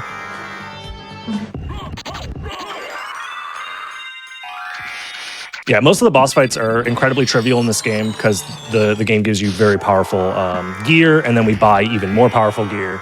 And for those that are like used to how you play the game normally, you might be wondering where I'm going. Right here, I'm trying to do a very precise wolf jump to skip the encounter with Richter. There we go. And there it is. All right. Normally, you're supposed to do like this whole thing where you explore the castle, find the gold ring, the silver ring, that leads you to the holy glasses, that gives you the ability to see that Richter is actually cursed, and then you can like free him from his curse and then move on into this inverted castle. We don't do any of that. Instead, we take advantage of the fact that the default state for that room is the version of that room where Richter is being saved. So we squeeze into the room using a precise wolf jump, such that like the detection box that the game is looking for to see like, oh, you have passed this area and you haven't saved Richter yet, so we're going to load in the Richter boss fight. If we just squeeze past that box, the game doesn't know that we're in that room, and we're in the default state where Richter is like being saved, such that it loads in the cutscene where Richter's being saved, and we just move on, skipping the need for all of that stuff. And we're basically in the end game now. There's about like a couple minutes left of me just flying through the castle until we get to the end. I will say that there's some love going on in chat for your bat wing smash emote. Oh yes, it's a great one. We use it all the time in chat. Because I mean, this speedrun it's a lot of wing smashing. Oh dang it! Please don't touch me! Please don't touch me! Okay, those are one of the few enemies that are actually like game over. Like you will die if they touch you, because they take full control away from the player. It's very annoying. Yeah, normally, as long as you execute the wing smashes properly, you are fully invincible, flying through the rooms basically as fast as possible. It's a very, very overpowered spell. I don't think the developers intended for people to get good enough at like performing the spell to move through the entire game like this. But it's incredibly fun, incredibly rewarding. The input itself is also pretty complicated. You have to hold the jump button and then do a 3/4 circle motion on the control stick and then release the jump button. And you have to do that input once every second. And after you release the jump button, you have full control of like your trajectory upwards and downwards. So you have to control the circular motion of the stick as well as like your height in certain cases. So there's a lot of skill expression in that regard. By the way, we're just going to skip to the final boss in just a second here. That should work. Normally, the game expects for you to fight the 5 classic Castlevania bosses from Castlevania 1 to restore the pieces of Vlad. You get those in your inventory, and then it opens up the final boss room. Instead, we just like do a silly little glitch that skips us into the ceiling past the barricade that the game expects to like open up once you get those 5 Vlad relics, and we just get to the end of the game like this. The only or I should say the last potential downside for playing in luck mode is our strength values work out such that it is just low enough that if I don't get a singular critical hit on this boss fight right here, he might fly away. Okay. We got a little lucky there. You can throw enough Buffalo Stars where he just won't die. Where before you had enough strength that it always killed him. It's not like the end of the world if he starts flying away. He does come back down. You just lose like 3 or 4 seconds. So that's like the last place where the lack of stats actually affects the run. So the run is like less consistent than it was before because it does rely on like different RNG factors that weren't really a case before. But now it's a lot faster. So yeah, this is the final boss. We're just throwing our infinite stars until he dies in 3, 2, 1, go. He's dead. That was actually a lot faster than it normally goes. I must have gotten a lot of critical hits. But yeah, I'm glad I got to showcase the route. It's a shame we didn't get the best cycle, but we got to showcase, like, in theory, what it would be like. And if nothing else, it's still to see someone that is so synonymous with Symphony and I run and just showcase how amazing you play this game. I mean, how long have you been playing Symphony of the Night Dragon? It's going to be 10 years soon. And I believe mid-August was, at least as far as my Twitch highlights go, that's my oldest recorded run is August of 2013. So, oh my gosh. Yeah. That was a stellar performance. This game always has more to give. There's infinite depth in this game. I very much believe that. Every time I tell myself I'm done with this game, there's always more that this game has left to give. But yeah, I'm always excited to be able to showcase it for all of you lovely people, and I had a blast. Again, where can they find you? Where can they find if people want to pick up the run? Oh, yeah. You can find me at twitch.tv/DragonBlitz. I also uploaded a YouTube video very recently that explains this run in a lot more detail on youtube.com/DragonBlitz. It's my most recent upload.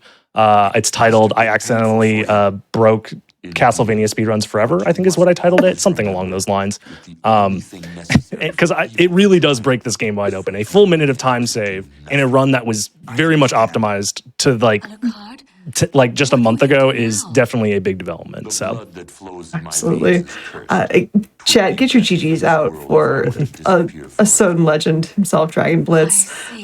With that, we are going to take a quick break. Make sure to get some more hydration in your system, and we will be right back with Osborne's run of Liminal Ranger. So thank you again, Dragon Blitz, and we'll see you shortly, everybody.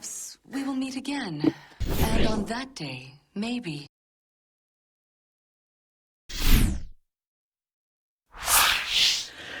Hello again, friends. We are back with even more Express Lane. Before we go to the next run, I do have one little tiny thing I need to say.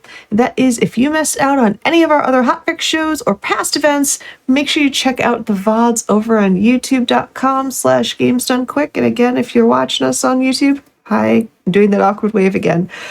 Also, if you have any runs that you might want to feature on Hotfix, you might want to go into chat and put exclamation point Hotfix and submit whatever you want. We'd love to see what you got. We have plenty of shows out here for awesome categories and genres and whatever you can think of. We probably got a home for you. And of course, if you have runs less than an hour, I'd love to chat with you. Just saying. But before I get to chat with you, I need to show off another really super cool run from someone that is synonymous with playing really super cool games. This is going to be Osborne with Liminal Ranger. So Osborne, what are we watching today?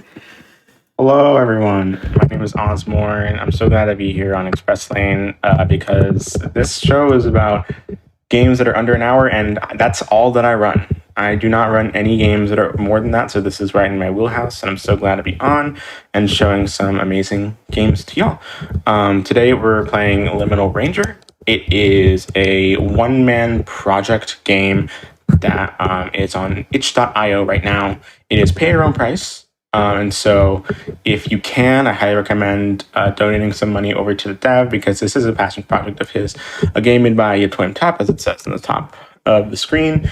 And, I'm super excited to show this off. I had the privilege of showing it off at SGDQ 2022, and now we get to show it off on Hotfix for a smaller audience to see if anyone would be interested in running this kind of game. We're a small, dedicated community, and so I highly recommend checking this out. And if you're interested, come join the Discord if you like what you see.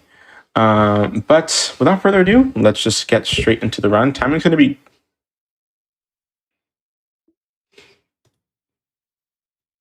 Oh, sorry. It should be good now. Try this. I'm not hearing anything. All right. All right, cool. Yep. Wonderful. We're good. All right. Wonderful. All right, now with that out of the way, we can just start with our new game. Time will begin when I hit new game right here. So it'll be 3, 2, 1, go. All right. So the very first thing we're going to do is the pro gamer strat of skipping through text. And the very next thing that we're going to be doing is going to the end of this hallway. We're here to meet our friend, but for some reason we can't find him as soon as we turn the corner. We turn around, we see this strange figure, and we realize something has gone horribly wrong. The plot of this game is that our friend is lost in the spaces between dimensions, and it is our job to go and find him as we work for an organization that brings peace to the universe by making the spaces in between universes happy. It's a very dramatic plot, and that was our boss. His name is Boss. Please refer to him as such.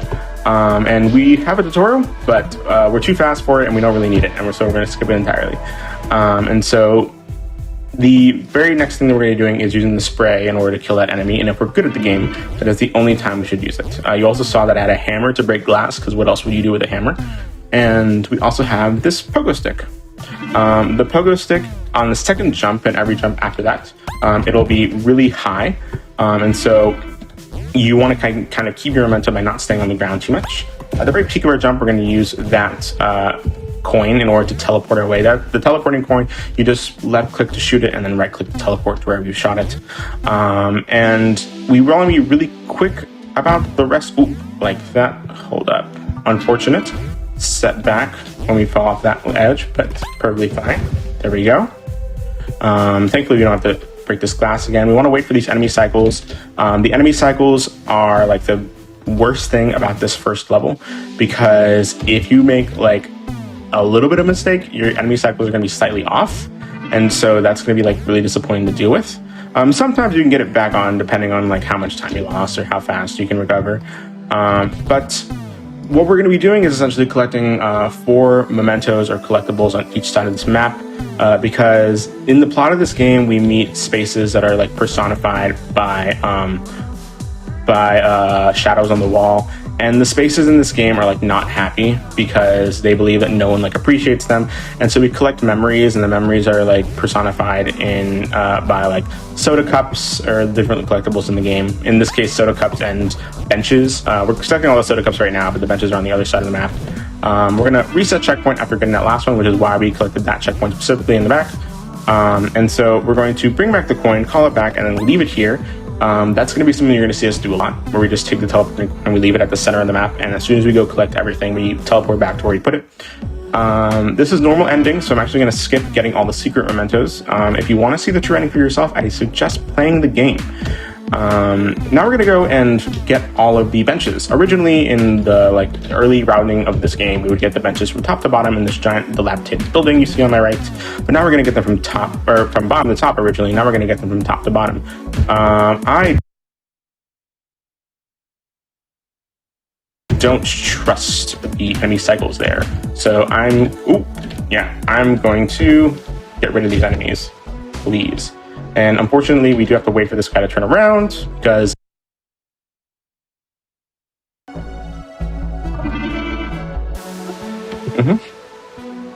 there's nothing on my end that seems to be...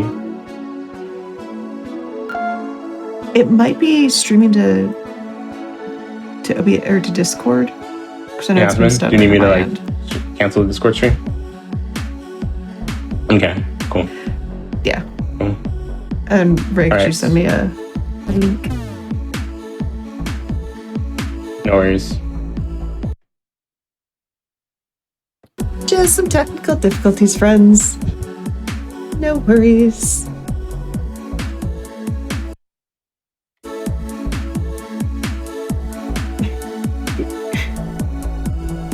want me to just pick up where I left off?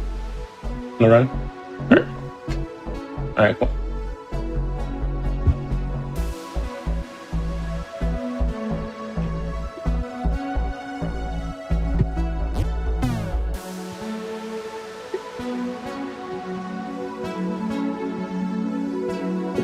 Believe we're good to go? I think so.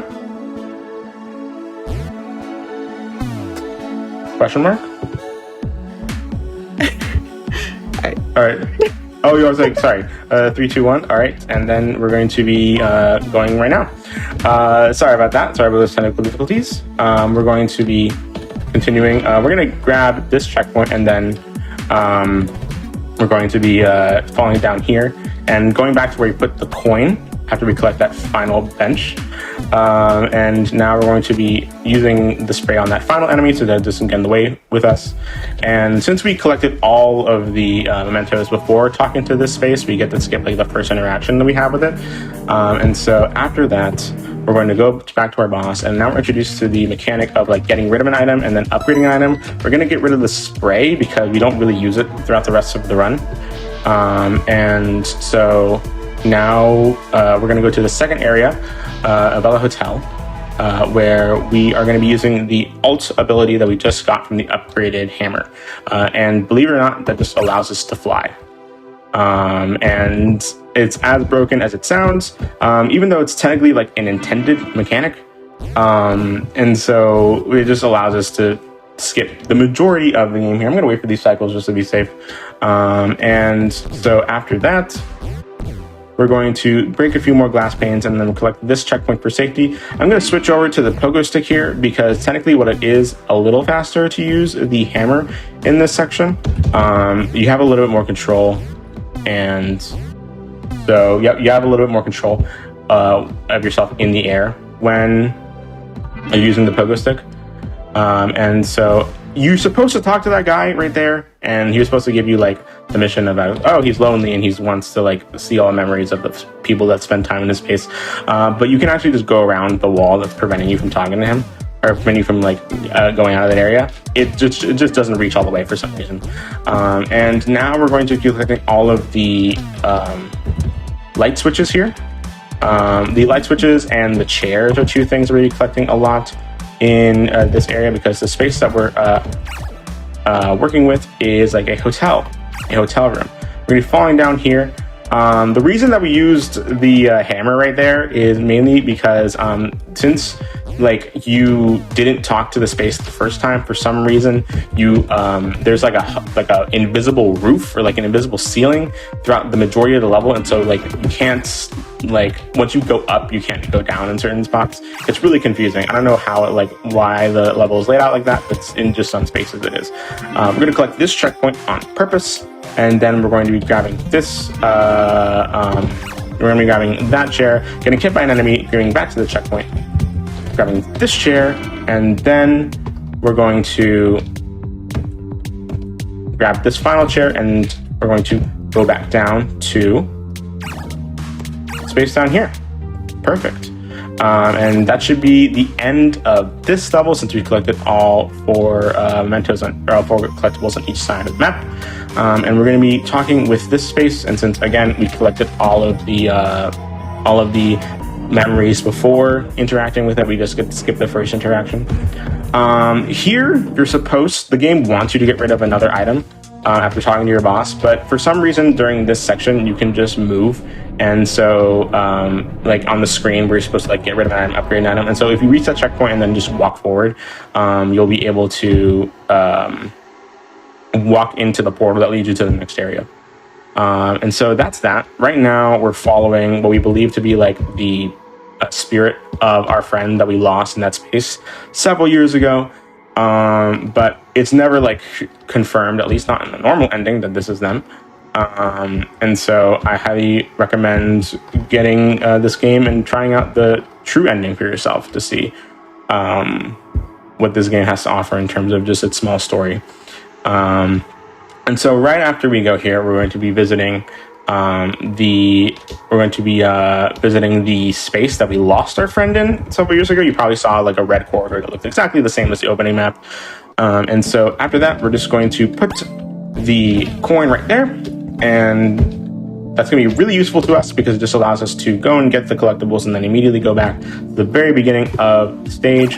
And as you can see, we definitely would need it here because this stage is incredibly large and incredibly complicated. Like, look at all that platforming we get to skip right there. Oh, wow. Yeah, exactly. And what we're going to be doing is we're just going to be flying above, and we're going to be collecting all of the skateboards right here. On this side, we're going to be collecting skateboards. On the other side, we're collecting vents. After collecting that skateboard, we're going to be resetting checkpoint. And then we're going to go through here, and this is the chest of like a giant enemy right here. No joke, the enemies are canonically called bad vibes. So we want to avoid the bad vibes in this level because they're big. And so right here, we're just going to be falling down, grabbing this skateboard, boom, and then going back to where you put this coin. Perfect. And now we're going to be coming up and putting the coin back over there so that once we collect all of the 4 final collectibles in this side of the map, we can just immediately teleport back. And so now we're going to be coming down and grabbing this checkpoint right here, or this vent right here, I should say. Go wait for that enemy to look down, and then flying down here and collecting this one, but through the wall, like here, as you can see earlier, we also were able to grab a light switch through the wall. Sometimes, as long as you're within range of the item, you don't have to actually collect it like right in front of it or anything like that. We're gonna teleport back to where we put the coin, which is at the beginning of the level. We're gonna talk to our boss one more time, and then time will end when we interact with the final car, and as soon as we like go home. So in 3, 2, 1, time. Jeez. Thank you. Heck. Yeah, it was fast. Yeah. But you know, that's the point of the show, right? Right? It's like, one thing I've always been curious with you, it's like you have a very specific aesthetic to the games that you run, like the genre. Like, what kind of brought you to these games? I mean, like the Antimatter, Light Chamber, Liminal Ranger. Yeah. So, honestly, I can't even tell you because, like, it was just something that happened, and I don't know why. I think the story that I always tell is like I was watching a GDQ 2021, and I stayed up to watch a run of Pikmin 2. And before a run of Pikmin 2 was a run of Light Matter by another runner, and I don't know why, but I immediately wanted to speedrun it. And within 3 days, I played the game casually 3 times, and then I began speedrunning it that same week. Wow. And that just led to a bunch of other games of similar aesthetics and similar things. And I realized how good just keyboard, mouse, and like a first-person perspective games kind of worked for my play style and worked for just speedrunning in general. It was a lot of fun. So I'm always fascinated to hear how different people get into speedrunning different ways. It's like there's a set of games that are synonymous with you running them. So it was really cool to ask and kind of pick your brain for that one. But if somebody wants to watch you do any of these runs, where can they find you, and what are you working on right now? Currently, you can find me on twitch.tv/Osborne. I stream on rare occasion, but every now and again you might find me there. I'm currently working on a game called Viewfinder. It is a very new game that came out 2 weeks ago, and it is a lot of fun. The community has been booming, and overall, a really, really fun time to speedrun and to route and to just see how many people are getting into the community. So I am definitely going to be working on that with other folks in the community as well, and so I highly suggest you check that out as well. And again, if you want to play this game, it is pay your own price on itch.io. And so it could come at very little to no cost to you if you want to just look it up right now. So yeah. Awesome. Well, again, chat, get your GGs out for Osborne. That was a super cool run of Liminal Ranger. But don't head out just yet. We're going to take one more short break, and we'll be back with our last run of the night, which is Fashion Police Squad New Game Plus with Dangerous. So sit tight. We'll be right back.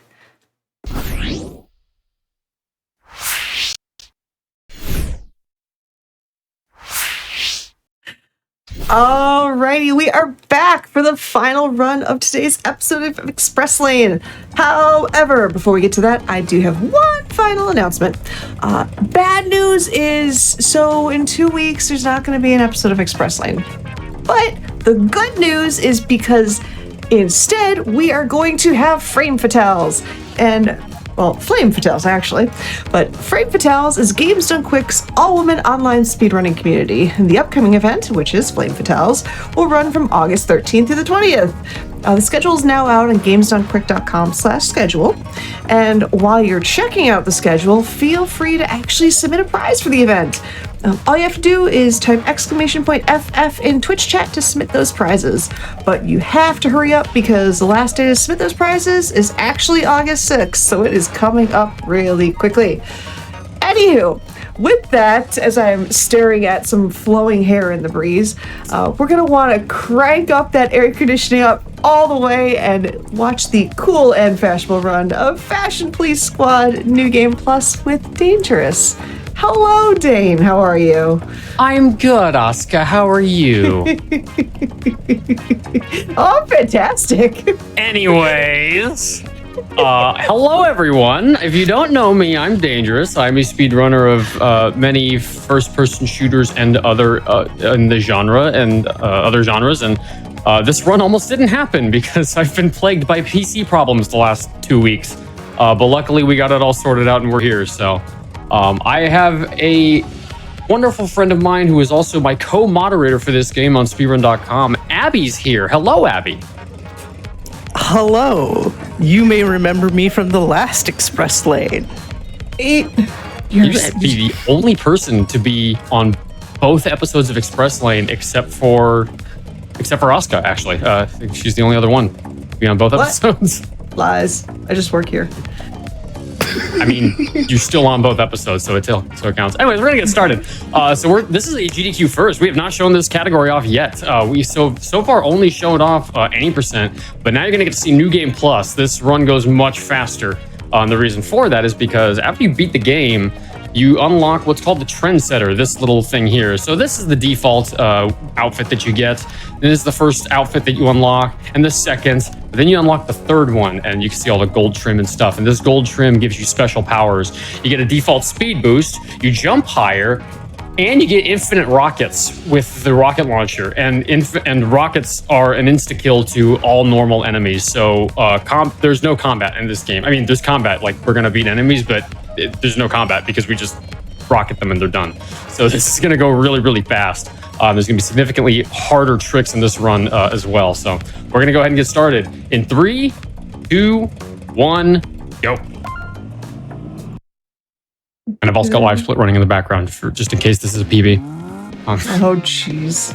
Which could happen. Well, it's we don't know. okay. It's okay, Dane. I know you're not going to be a quiet man about it if you get a PB. Okay. So anyways, one other difference is we have all weapons unlocked from the very beginning of the game. So we start out with the drip cannon unlocked. Now there is a skip that we did at Awesome Games Done Quick with this past Awesome Games Done Quick where we jump on that guy's head. But in New Game Plus, it's actually faster to go around him.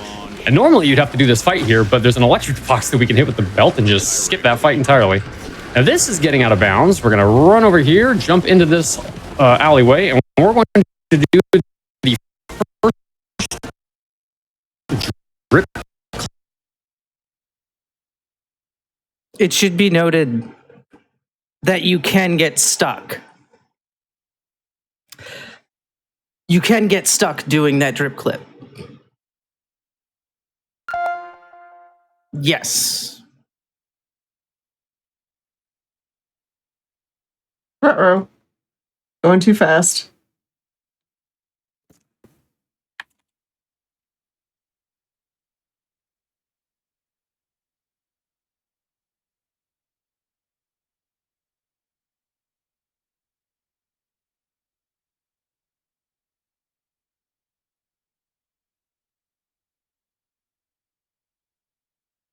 All right. Yep, we're gonna go to break really quickly. We're just getting a little bit of technical difficulties. We'll get that sorted out. Going too fashionably fast for our stream. So hang tight. We'll be right back. Don't panic, but put the panic emotes if you want.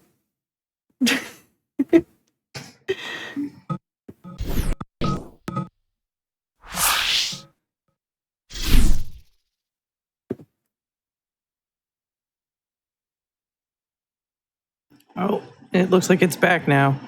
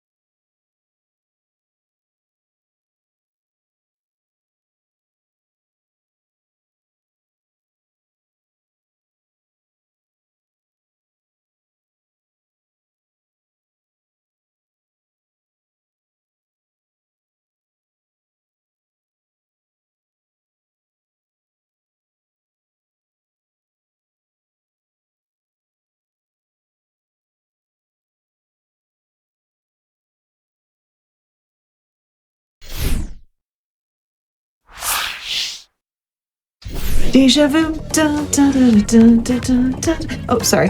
Anyhow, hi, welcome back. This is totally not the second verse, same as the first. I'm Oscar424. We are back with Expressly with the final run of this episode of Cool and Fashionable Runs, and we have with you a very cool and fashionable run that you totally didn't see before, but we're seeing it live for the first time now, which is New Game Plus of Fashion Police Squad by Dangerous. Dane, how is that hair doing? Blowing in the breeze. It's just fine, thank you. None of this was pre-planned, by the way, in case you want to know. Also, we set a new world record for fastest tech issues on a GDQ stage. So, all right. So we're gonna get this run restarted. Just since, in case anybody walked in from when we first started, let me re-explain how this is going to work. This is a GDQ first. We are showing off New Game Plus today, not any percent. So the way that New Game Plus works, if you missed it before, we have all weapons unlocked from the very beginning of the game. We have a speed boost that is just built into this particular outfit. We jump higher, and we have infinite wardrobe ammo, infinite rocket launcher ammo, and that is going to trivialize all of the combat in this run entirely. So we are going to go ahead and get started. Start the timer in 3, 2, 1, go. Also, who is your commentator? You didn't introduce your commentator. Commentator, introduce yourself. Thanks, Dan. Thanks. I'm Abby. I'm the other moderator for this game. You may have seen me 2 weeks ago on Express Lane, but it's Dane's time to shine now, as he is just zooming here. One thing real quick about the speed tech with New Game Plus is your speed boost stacks. So the drip cannon, which is what Dane is currently using, increases your speed when you're walking on water, because reasons. And with the Trendsetter outfit, it's already increasing your speed, so you're getting a double speed boost. And right here in this first drip clip that we're doing that we can't do in New Game, you can actually get stuck here. So you gotta be careful. And of course, by doing this glitch, we also skip having to do the Fab Slap, making that so much faster. So much faster. All right, now we go to level 2. Level 2 has got probably one of the harder skips in New Game Plus specifically. You cannot do this skip in a New Game file. And I mean, there's a trick later on in the run that's difficult. It's actually harder than it is on any percent, just because of how it works on New Game Plus. This trick's harder. So we're going to do a drip clip here. This is really precise. Give me a second. Dang it. Okay, we're gonna do that. We're gonna keep going till we get this because this is a cool skip. First try. This is first try. First try. Yes. So basically, there's 2 platforms there, and you have to crouch and uncrouch while you're in midair. You have to crouch to duck under the top platform, and then uncrouch to pull yourself up to get on the bottom platform. There we go. Just like that. That is actually a lot harder than it looks.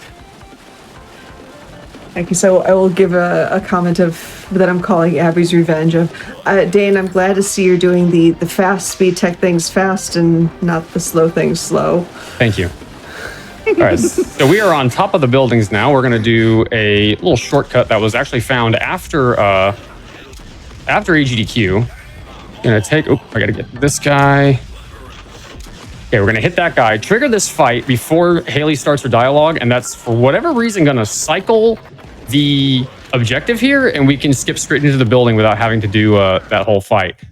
Don't ask me why that works that way. We don't know. It just does. But yeah, it's a bit of a technical thing involved in that. Now we go to the first boss fight of the game. And this boss's name is Hugo. Hugo Boss. It should be noted that none of the bosses can be affected by the wardrobe launcher, so you do have to fight them as you would normally. Yeah. Another quick thing to note is a lot of the glitches you'll be seeing throughout the run can be done on controllers. So for anyone that's interested in doing the run, but perhaps maybe they're uncomfortable with doing keyboard and mouse, every glitch can be done with a controller, except for that last one in Chapter 2 that we just saw, because that's the only one that I haven't done, as I play on controller myself. I was about to say, I have never been so added in my life as I was just sincerely, fellow controller player. So again, for some reason, he's throwing, bars of gold at you. And bars of gold, yeah. His attack is money. Yes. So this is the one spot where we actually can take advantage of the drip cannon, is these interstitial phases where he's... Oh, someone's alive. These interstitial phases where he's unable to be damaged. He calls in, meat shield for the first phase, a bunch of just adds for the second phase. And we can use the rocket launcher there, but it's pretty much the only time. Hello? What do you got?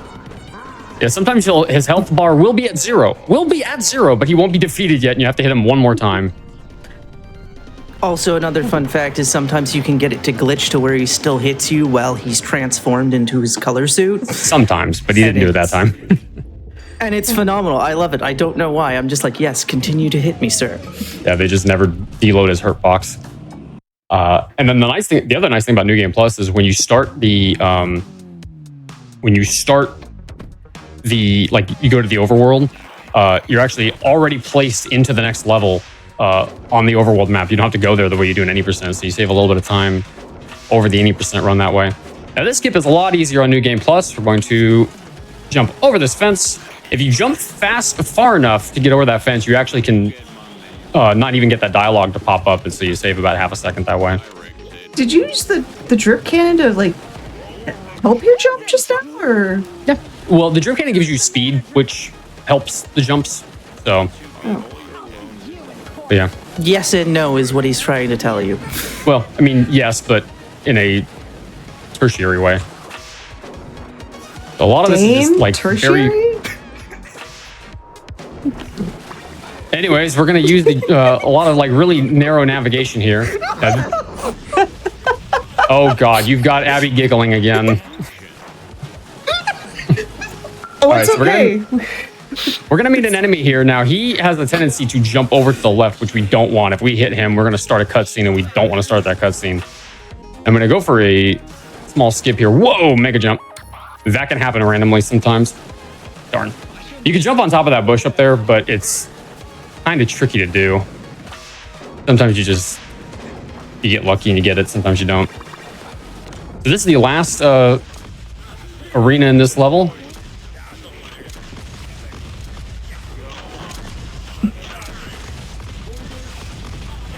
Excellent. Nicely done. Thank you. Got kind of bad RNG there, but the rockets helped mitigate that a bit.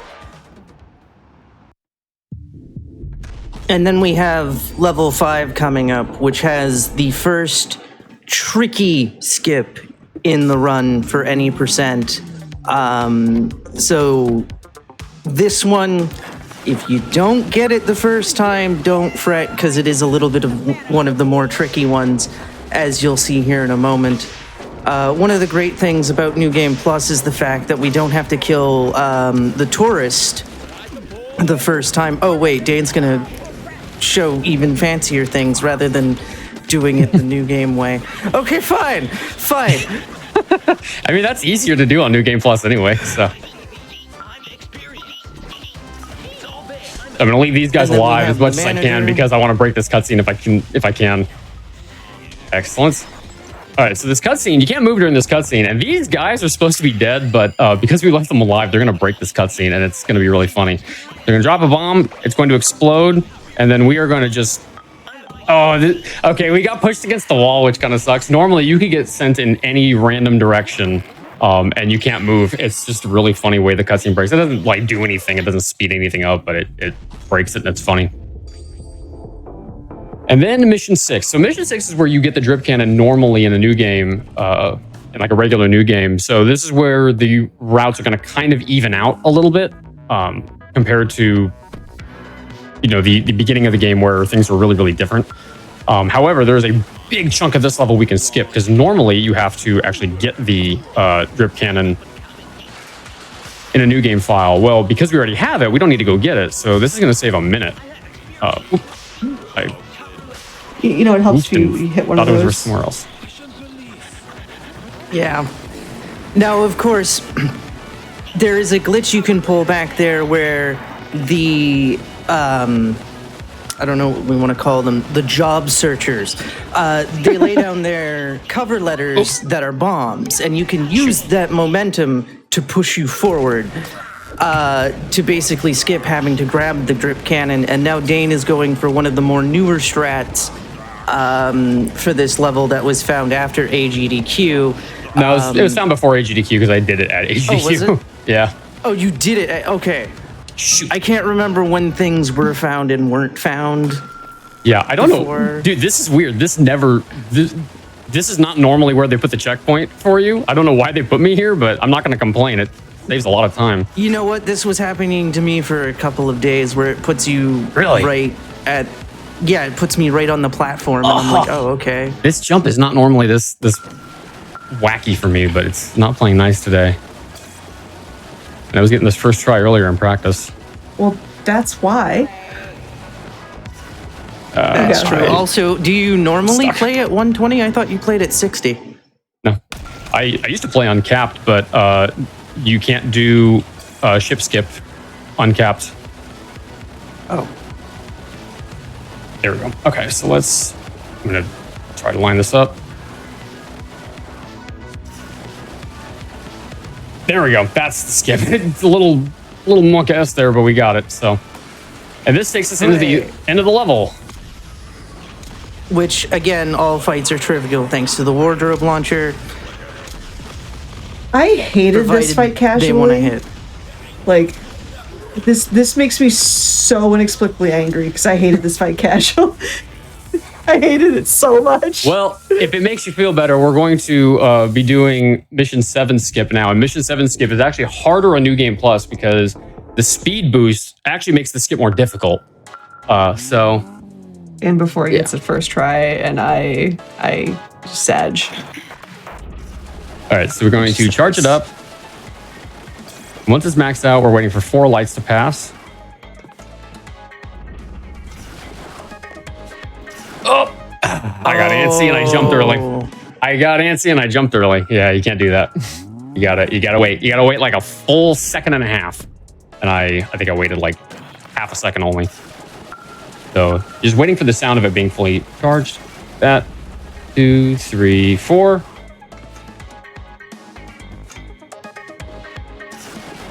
And Second that's try is not that bad. not that bad. Wow. I'll take it. Considering how difficult this skip is at all, I'll take a second try. So Also, fun fact, if you continue to fire the drip cannon, it'll not stop in the elevator. Yeah, you just keep firing it endlessly in the elevator. Doesn't do anything, but it's funny. So that train is moving that entire time, and that's why you have to wait those 4 lights, or? No. No, so the train's not moving. Okay. Yeah, the train's not moving. It's actually the tunnel's what's moving. And that's what gives it the illusion that the train is moving. But the entire tunnel is actually moving around, and that is what is that's what's giving the illusion that that's what gets us to carry us to the end of the level. Gotcha. So I was trying to explain that while starting this fight with the Reddit moderator. Listen, leave XX_senpai_swagman_XX alone, okay? I mean, he's trying to hurt me. Anyways, would you like to explain what's happening with the fight here? Sure.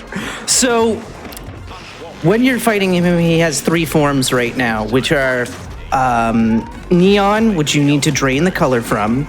Then there's grayed out, which you need to real basically quick. use. Snake! Oh wait. Yes, snake. This is actually so much harder with the speed. So even if you get the timing in new game, it's so much more difficult. But as Dane is traversing through Metal Gear VR here, so he gets these 3 attack patterns, which are neon, dull, and then loose. So you have to use their corresponding weapon to deal with it. But also there's his I'm just super fast form, which you have to use the drip cannon. You cannot use the drip fire, which is basically holding down the sight and aiming at the same time, because he will block those shots. So you have to just basically soak him until his blue bar is down, and then he goes into this phase.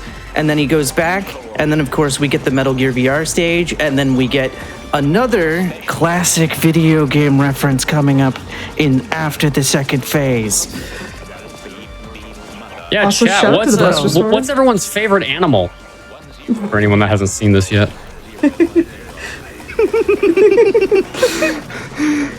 we'll ask chat. What's your favorite animal, chat? Ooh, give me Dole. Give me Dole. I'm fully charged. Give me Dole. Nice. All right. Because my favorite animal, if you don't know, happens to be a wolf. And Stein's a fox. Yes. So anyways, in this one, we have to break 3 servers in this very boxy level. This is a pretty straightforward section. So this would be a great time for some donations.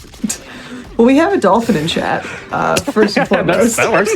we also have a question in chat that I feel is very appropriate, and it's going to get you to get an angry look on your face. Therefore, I have to You're ask going to ask me something about my hair, aren't you? I'm not going to ask you. A member of chat is going to ask you about your hair, and that is, do we usually have a low fan gently wafting his glorious hair, or are we just upping the fabulous for the fashion police? I normally have a gentle fan blowing my hair.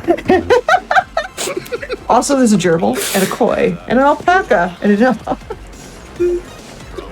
hedgehog. So anyways, he'll do one of two things when doing this first phase. He will either Naruto run around the arena or he'll teleport. And ideally, he will teleport first and then Naruto run. That is what we call God Cycle. He did not do that. He actually did the opposite, which is, for all intents and purposes, we're going to call it Poop Cycle. We call it something else normally, but we're just going to call it that for today. Yeah, you don't want to get van hammered. Also, Never would everybody, want I to hope get you're ban ready. But speaking of ban hammers, it's time to drop the ban hammer. He really is a Reddit moderator, isn't he? Yeah. So this is a cool little thing. You can actually break some of the nodes inside this hammer while the nodes are closed. I don't know who found that, but really useful little bit of speed tech there. And so some of these nodes will actually break a little faster compared to normal. Okay, get a little bit unlucky there, but that's okay.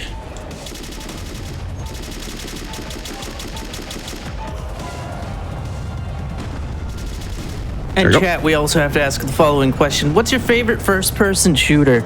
Yeah, what's your favorite first-person shooter, everybody? Tell us your favorite first-person shooter. Always will be Killzone 2.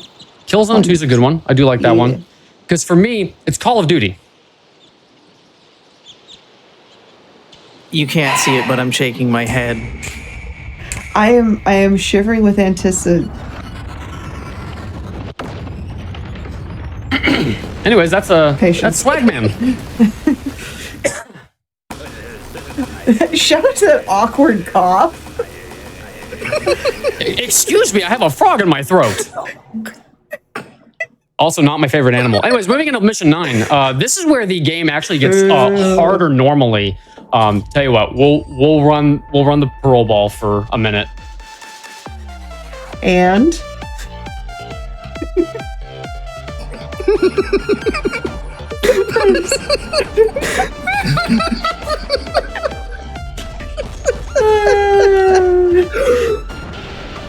oh, we got some good ones. We got some GoldenEye, some Red Faction, Halo, Battlefield, Left 4 Dead, Quake 1 or Red Faction 2, Crisis 2, Doom 2. It's the day. Hey, look, we have to wait for a delay, okay? I am going to have you know that I sacrificed a potential PB to do that. Well, you know what that means, right? What?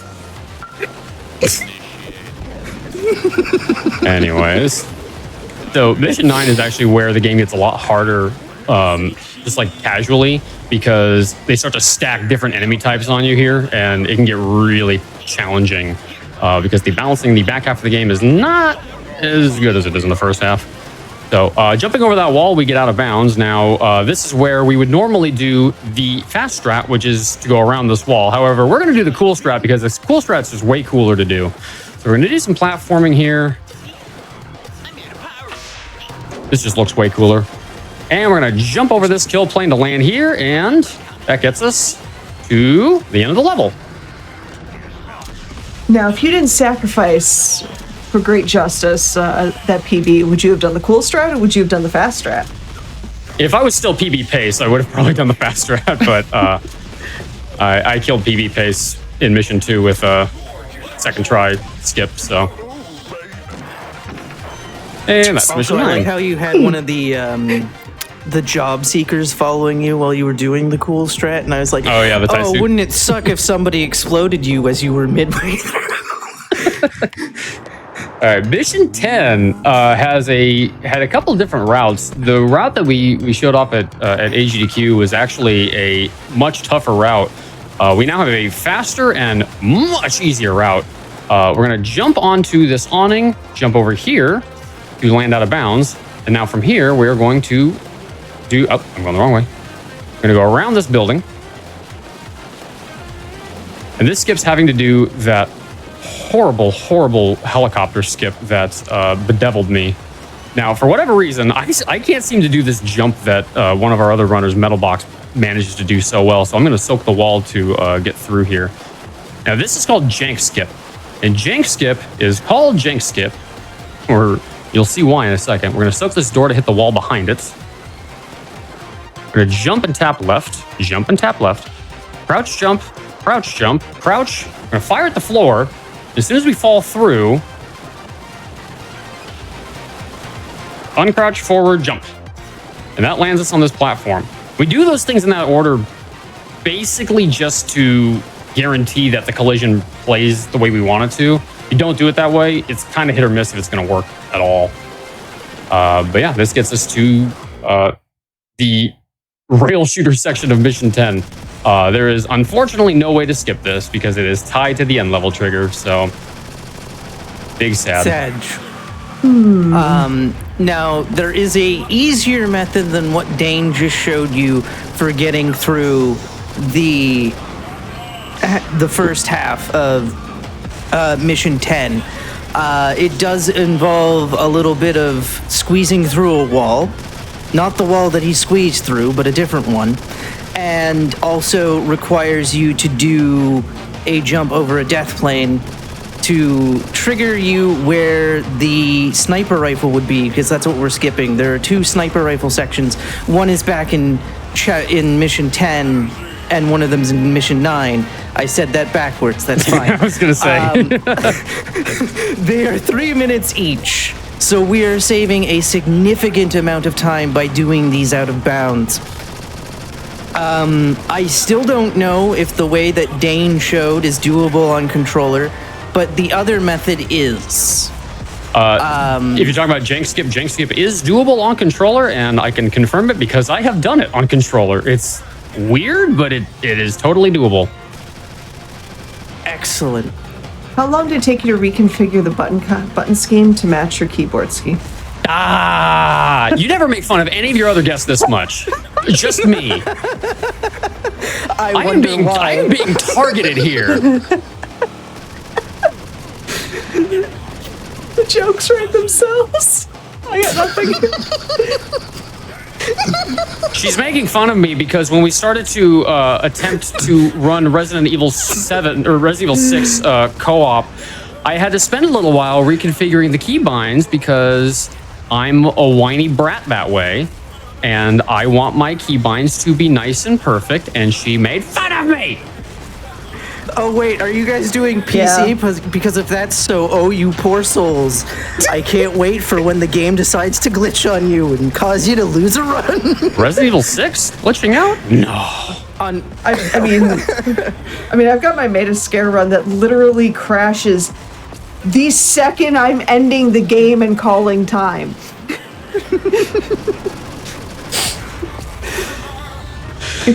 So yeah, rail shooter. Not much to do here or talk about, so we're gonna spend that entire time making fun of me. Moving into Mission 11. Since you offered. Since you offered. Also, this is gonna be a massive gold split because I haven't done the new skip on these splits yet. So that was like a 24-second gold split. That new skip saves a lot of time. All right, Mission 11. This one's one of my favorites in New Game Plus because we get to do the entire last fight with the rocket launcher, and that fight normally sucks because in any percent you skip a weapon, you skip getting the rocket launcher that you normally get to use during that fight, and so in any percent you have to do that whole fight normally with all your normal weapons, and it takes forever. It takes like a minute and 15 seconds or thereabouts. If you're really, really fast and really, really lucky. Also Mega Jump Pog. But with Rocket Launcher, we get to trivialize that whole fight, and that is nice. Also, I'm going to go for a hole-in-one here. Nice. Now, this does unfortunately start a cutscene that opens that door, so we have to wait for that. But I still got to go for the memes. Memes. And also apparently to further kill your attempt at a PB. I mean, this was never going to PB. I'm a minute and a half behind my PB right now, but...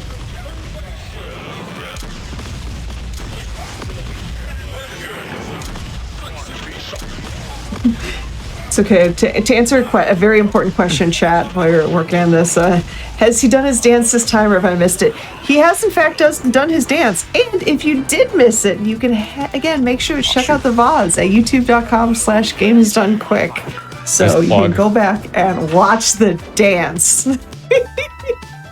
Anyways, that's mission 11. Hooray! Don't worry, mission 12 is just as broken. Yeah, mission 12. Actually, I don't think I've done ship skip on these splits. So this has potential to be a gold if I can get the skip very quickly. Come on, switch. So Now, fun fact. Oh, go for it. If you try to do what he's doing here before skipping the text, you can get Super Matrix slow-mo mode, and it will kill your run. I don't think I've actually gotten that though, like at any point. Oh, interesting. I hit a kill plane.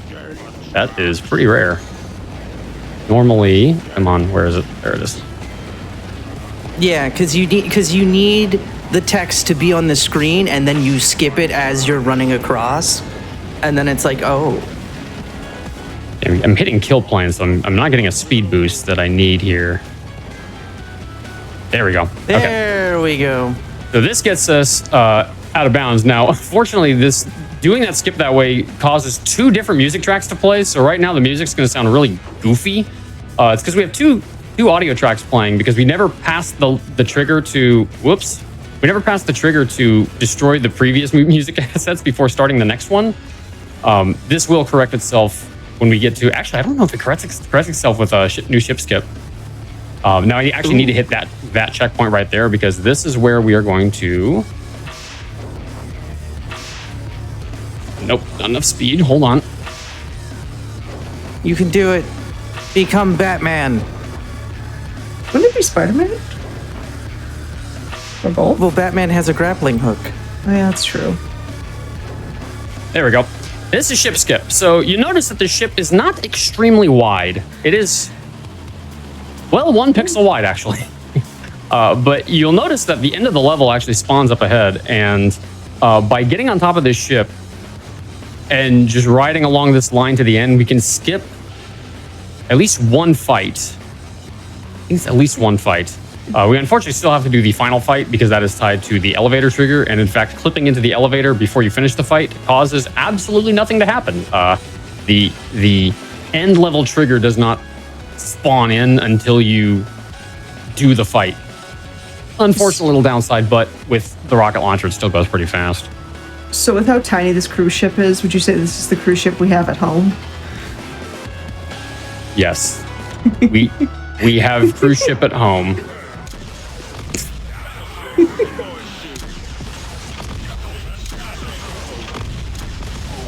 What is this? I'm sorry, ship Chad, for I'm ants? just as confused.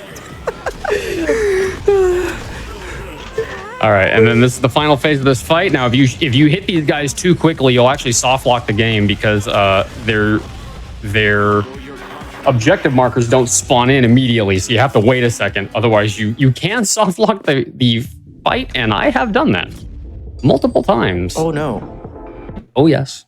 And now we get into the final mission of the game. This is the very last level. And this level is normally about 7 minutes long on New Game. It is much faster in New Game Plus because infinite rockets means we can take down this drone instantly every time. We can also cut him through these phases every time as well if I'm fast enough, but the timing is kind of tricky. I, for some reason, thought you couldn't rocket the drone. Oops. Yeah, are you just now learning this? Yes! Oh, man. Moderator for the game, by the way. A moderator. Is a moderator for the game, just as a reminder for everybody. Nice, perfect timing on that. Hit that guy as soon as he spawned in. Got him. All right, all ground as at this point. Yeah, we are destroying ourselves in that interstitial phase. Where is he? Also, chat, are you prepared for some Tony Hawk's Pro Skater? Well, you're not gonna get it. Tricky. You're not gonna get it. You're gonna get Tony Hawk's Pro Scooter. Rude. So is this the guy that looks like Tony Hawk then? Anyways, we take a death there in order to get back inbounds faster, get back to where we want to be faster. We have to score 10,000 points and defeat the 4 Desmonds. So real easy to do that. And then that is everything except for the very last phase. So there's a very long dialogue sequence that involves story stuff, blah, blah, blah. We haven't talked about the story of this game at all because there hasn't really been enough time to do it around explaining all the speed tech. And of course, my couch making endless fun of me. You're welcome. Oh, I wasn't saying thank you. I'm sure chat would say thank you. Sure they would. So I'm going to go for a skip here that Metalbox, the world record holder, hid from us. In fairness to him, he hit it on accident, but he still hit it. Come on, jump. Wait, are you climbing up through drips? What? Yeah, see, for whatever reason, that seems to happen to me is that I get launched out like that, and I don't know exactly why. This is still a pretty new skip for me, but if you get a pin cushion, you can just jump on top of this wall. And as long as you balance yourself on top of this wall, keep it slightly in your vision, you can take out turncoat just like that. And time is going to be coming up on as soon as the load screen starts. And time.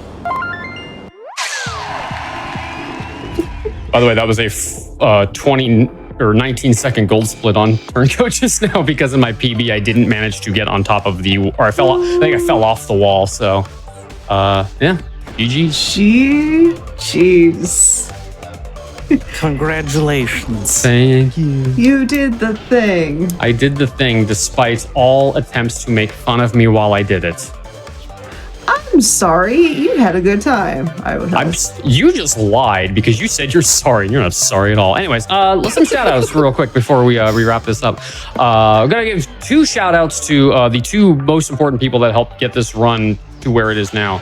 Divine, who was my co-runner, co-router for this game when it first launched. He was the only other one working on this game with me. Nobody else was working on it. It was just me and him against this game. And he ended up doing a lot of the routing. A lot of it's been rerouted. I can't attribute a percentage to any of it because so much of it's been rerouted out at this point. But he did the lion's share of the early routing for this run. So I have to always shout out Divine. He unfortunately deleted all his social media and deleted his speedrun.com profile, so I haven't seen him in a long time. I don't know where he went, but I'm hoping the best for him wherever he went. And Divine, if you're watching this, I appreciate you, brother. Thank you for all your help for getting this run where it is. I also got to give another big shout out to Sam Montenegro, username Onirik on Twitch. He was the one that helped create the auto splitter for this run, as well as the trainer. He designed a collision viewer in the game. Like, the guy did a torrential amount of work to get kind of give us the tools we needed to get this run where it was. We broke this game as quickly as we did because of Sam and all of the work that he did. So humongous shout out to Sam. Another guy I haven't seen in a while. He kind of disappeared from the internet, but I have to always shout him out because of the insane work that he did. The guy is a beast. So again, thank you, Sam. I got to shout out my co-mod, Abby, for sitting on the couch with me. Thank you, Abby. You're welcome.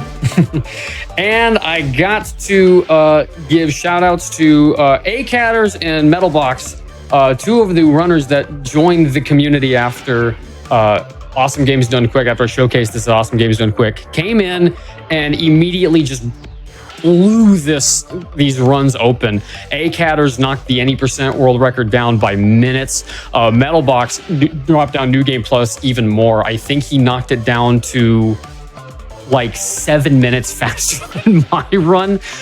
So the guy is incredibly talented. So I got to give shout outs to both of them. Thank you both for the incredible work you did in kind of carrying this run forward. We sort of passed the torch off to them and they ran with it. So, but yeah, if you want to follow me, I'm at twitch.tv/dangerous. I'm routing out a new game that just came out on Thursday. this past Thursday called Grand Emprise. It is a survival crafting game, and I'm routing that, and it has been a lot of work. But it's a cool little run, so if you want to come watch that, that's happening over on my channel. Yeah, you can find Abby at twitch.tv/Abby's Corner. Go follow her, because she runs a bunch of Silent Hill 3 and Illbleed and a bunch of other stuff. So, yeah. Anything else? Any shout-outs you wanted to give? Shout out to Oscar, who is going to be on my podcast this week. The episode's coming on Saturday. You can find that at Speedrunners and Coffee. Except for on YouTube, because I don't have the YouTube episodes up for season 2. Sorry. Soon TM. But anyways, that is going to do it for us. Thank you all so much for watching. Hope you enjoyed the run, and we will see you for the next Express Lane in 4 weeks. Stay tuned. Hey! Also, yeah, what Dane said. Rude. Anywho, give some shout-outs and GGs to both Dangerous and Abby's for just ending this fantastic episode. I hope you all had an awesome time. Again, we'll see you in 4 weeks. In 2 weeks is going to be Flame Fatales. Please check it out. !FF in chat. But that being said, tune in tomorrow at 7 p.m. Eastern for some Game Masters. It's going to be a show about showcasing the mastery of games with speedruns and other showcases. It's going to be awesome. So check it out. And until next time, friends, stay cozy, stay awesome. See ya.